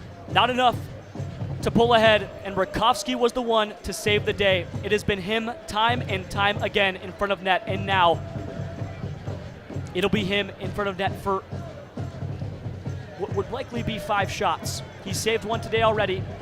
Can he do it again? Tulsa has Johan Peñaranda on their side, one of the best, if not the best keeper in the entire championship. Kevin Cardez, Mahirson Hassan on the Rising Radio Network, Rising Radio's Facebook and Twitter pages here for this shootout. But here, what a match. Yeah, what a match, Kevin. I mean, we talked about this before. This is the drama and the beauty, the magic of the U.S. Open Cup, and we're going to see it on what is one of the biggest things in this entire tournament, penalty kicks, right? Two teams, again, in the USL Championship, Phoenix Rising entering themselves in at this round. FC Tulsa with 2 wins already, and these are two teams that want to get a win, right? Two teams coming off of home losses this past Saturday. They want to get something to right the ship before returning to USL Championship play on Saturday. Just so much to play for. And again, a trip towards the next round is on the line, and that's when we're going to see more teams enter the fray, including Major League Soccer teams. And of course, Phoenix Rising took on Seattle Sounders FC, one of those MLS teams last year. So these are massive opportunities for both sides. It'll be Khalil El Medkar as the first taker for FC Tulsa. Rakowski, the man in net for Phoenix. All eyes on the 2 in front of the nylon. Rodrigo Albuquerque with a quick whistle, a point, and El Medkar with a short run-up and a right-footed strike. It's saved by Rakowski. Rising off on the right foot, and Rakowski 2 for 2 in the last what has been a hectic 15 minutes. Rising take the initial advantage. And it's a case of Rakowski doing his homework. Khalil Elmedkar 1 for 1 on penalties that only take towards Elmedkar's right, and Rakowski guesses correctly, diving towards his own left. And now Phoenix finds itself in the driver's seat, potentially. Emi Quayshow is just 1 for his last 3 penalties, and they've all gone pretty central. His last one missed up the middle in 2023. A quick step back, and Peñaranda stutter steps. Here comes Quayshow. Off the right, a quick stutter, and he puts it in. A well-taken penalty, and a shoulder feint sent Johan to his right, while Quayshow shot to his right. Unfortunately, they don't correlate. Quayshow takes the lead, and Phoenix in the driver's seat. And again, a clinical finish by Quayshow. A chance for redemption for him. He was guarding Lukic on that equalizer for Tulsa. And it's just a simple walk back. A little bit of a slight clap, too. Business as usual. Excited as always. It'll be Faisal Batash, number 77, 2 for his last 4. He's missed in 2024. We'll see if he can put one in 2025. A short run up, and it's up and over the crossbar. Rakowski, a quick yell, and he had nothing to do on that one. Batash puts it up and over the woodwork, and suddenly Tulsa is in a hole. Just came off the foot wrong, Kevin. It seemed like he was trying to strike it with the laces. That's the ideal situation there. Again, a left-footed shot. Yeah, he just put a little bit too much power. It seemed like he was trying to chip it in the moment, and that might have caused him harm. What's interesting is that he's never actually tried to go top bins. That one goes up and over the bar, perhaps trying to change it up. Now it's JP Skeers. This could be one of the daggers. A quick, short run-up off his right foot. Peñaranda watches it go in over his hands. What a strong strike. And Skeers puts Rising one step closer to the round of 32. What a penalty. And he's 5 for his last 5. Purely clinical. I mean, this is a guy that's, again, one of the best players on a Union Omaha squad that won League One just a few years ago. He's used to taking penalties in these big moments, and he shows it there. Now, it's Arthur Rogers, the magnificent right back. He's had to do a lot. He's a big piece of this team. Can he get it done here? Arthur Rogers setting the ball down. And Albuquerque will make sure that the spot is good enough for him. Rogers takes a step to the left. Rakowski 2 hands on his knees.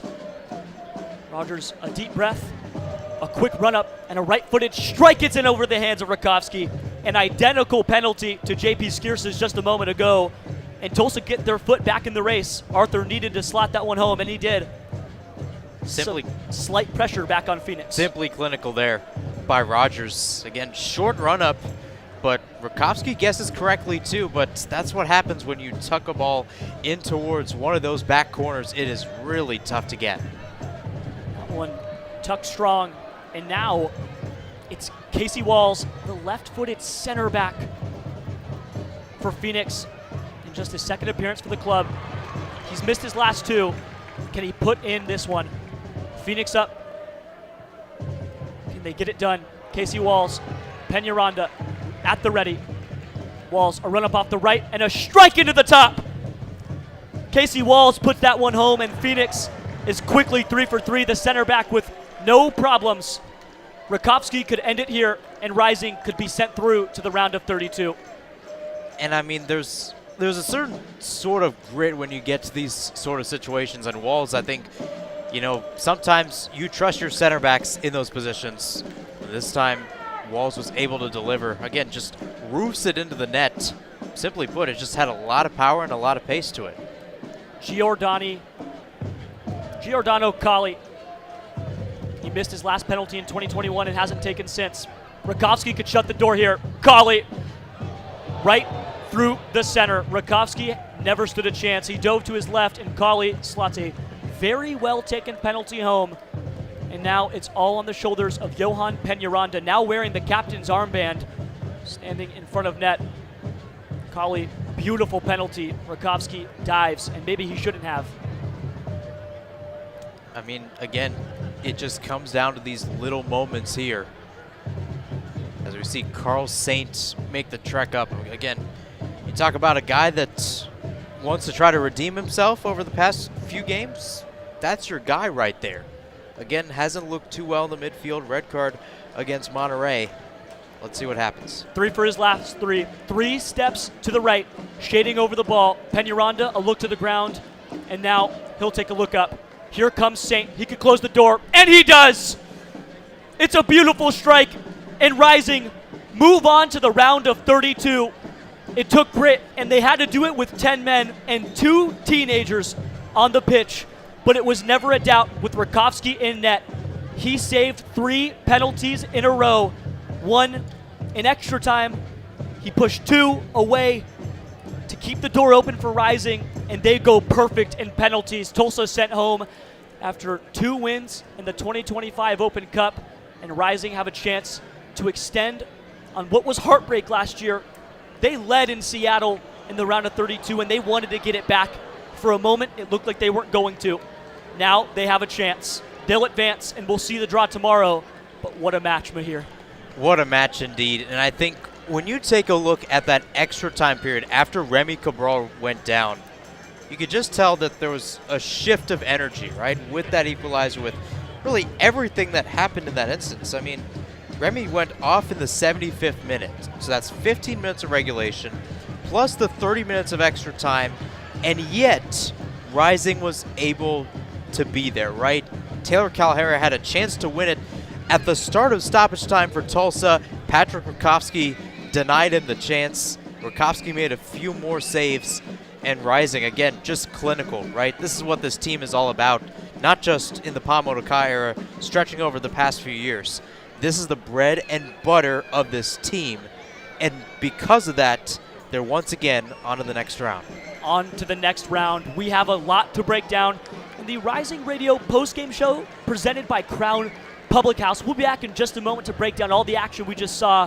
Rising advance in a penalty shootout 4-2 after a 1-1 deadlock. 120 minutes of football give way to a fantastic finish in Tulsa. Back in just a moment to break it all down.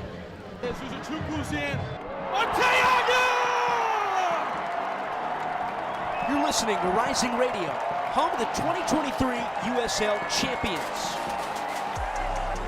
Bliss and a burst of red smoke. Phoenix Rising, our home. Welcome to 38th and Washington. Stick around for more as our broadcast continues. Buying a house can seem almost impossible, especially today.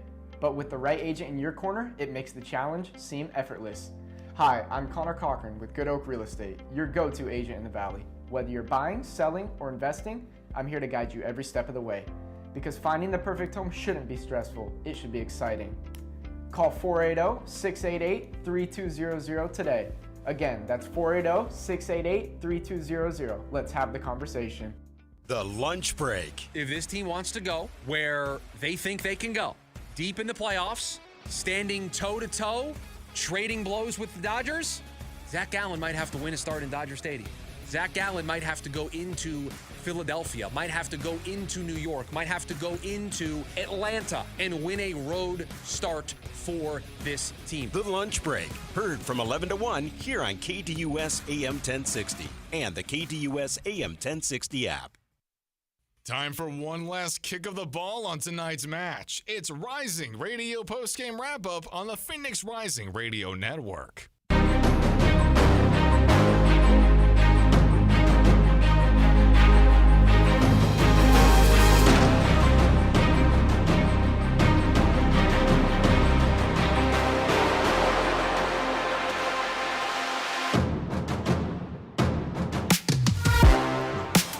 Well, mayhem in a midweek match gives way to a fantastic finish. Phoenix Rising managed to claim a 4-2 penalty shootout victory after a 1-1 deadlock on the road in Tulsa.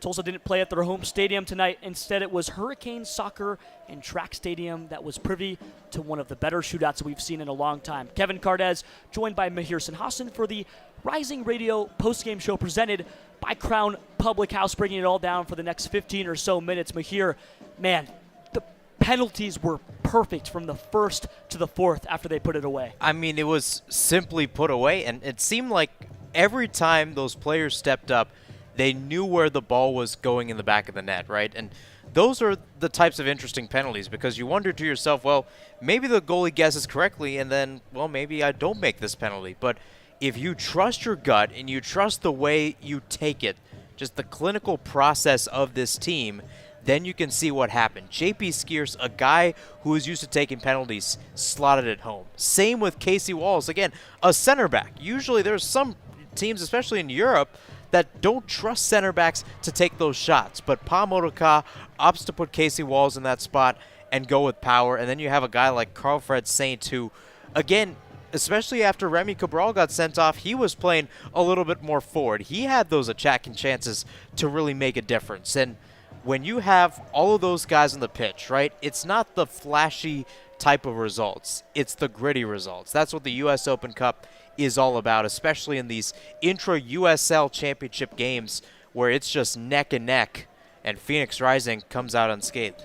Unscathed after what was a absolutely scathing 120 minutes of play. We watched some of the likes of Braxton Montgomery go the entire 120. The 18-year-old has been asked to do a lot recently, but it was the heroics of Patrick Rakowski that allowed it to happen at all. An 120th minute penalty save against Taylor Calhera, who has scored 5 goals and he has 3 assists in his U.S. Open Cup career. One of the better performers, and he's just 22. Couldn't put it away against the German goalkeeper. And for me, Mahir, Rakowski had a game that we needed to see because we haven't had that dynamic game, and you could feel that the Rising have missed having a keeper that could take over, and it felt like tonight Rakowski took over.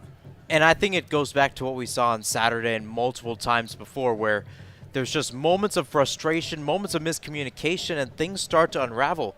We never saw that out of Rakowski, and sometimes we talk about Rakowski not being not necessarily the most vocal guy, but at least the loudest guy on the pitch, right? The goalkeeper is meant to be the CEO, and Patrick Rakowski was the CEO of Phoenix Rising tonight, and he showed it today because of the way he carried himself and the way he was just able to read shots overall. I mean, you take a look at it, and I think this is the craziest thing, Kevin. Tulsa put up 2.93 expected goals, and they only managed to get 1. That shows you, I mean, and granted, some of it comes down to the penalty kick for inflating that expected goals for FC Tulsa, but at the same time, that shows a Phoenix Rising side that is willing to weather the storm. And that's not something we've said a lot about this Phoenix Rising team, knowing the defense just from both a makeup standpoint but also from a fitness standpoint from what we've seen this season. And it seems like this team has grown a little bit in that side from what we've seen tonight. They've certainly grown. On the other hand of the coin, Johan Peñaranda had 7 saves tonight. We talk so much about how Patrick Rakowski was a hero for Phoenix. Peñaranda had 2 more saves than Rakowski did throughout the afternoon stretching into nightfall. What a fantastic game for the 25-year-old. You can see why they gave him the long-term contract that they did, paid him handsomely for his services, and it paid off all night long. But when the penalty kicks came out, it wasn't enough. That midfield of Tulsa as well, Mahir, shattered the midfield of Phoenix for about 80 minutes, it felt like. There were moments where it worked and you could see Hope break or Noble win a good tackle, but that mid-block that came into the home of Phoenix just 5 weeks ago and stunted them in the home opener did the exact same for almost a second 90-minute match. And that's what's so frustrating, because you think that they would have learned. That was the exact same midfield that got rolled out by the end. It was Carl, it was Hope, and it was Noble. And although it was short-lived after some quick substitutions, you could feel the frustration. You could see up top with Remy when he got that second red card, it was just a poor challenge. And maintaining those emotions, like you said, weathering the storm was a team effort, and it came together after the final 120. We'll be back in just a moment. Another quick break. Back after this to break down some more of the stats. Kevin Cardez, Mahir Sinhasan, after a short 2-minute or so break. Back for the postgame show in just a moment.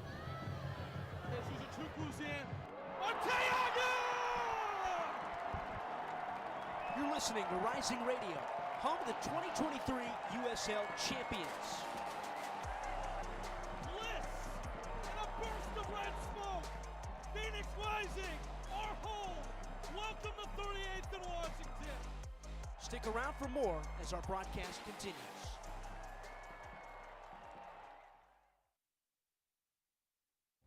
Buying a house can seem almost impossible, especially today.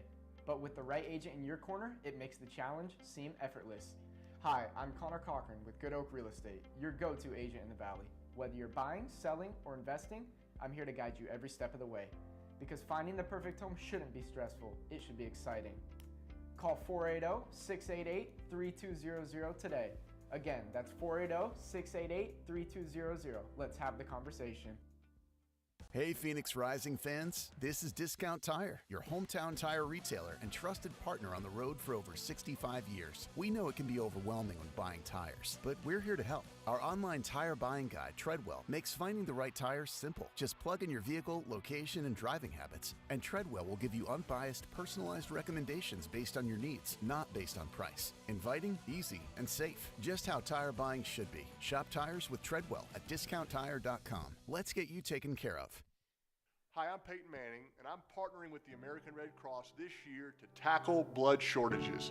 Giving blood's important because every 2 seconds, someone actually needs blood, and unfortunately, only like 3% of the U.S. population donates. So we have to step up to give and to make sure there's plenty of blood available for those in need. Visit redcrossblood.org to get in the game and make an appointment to give.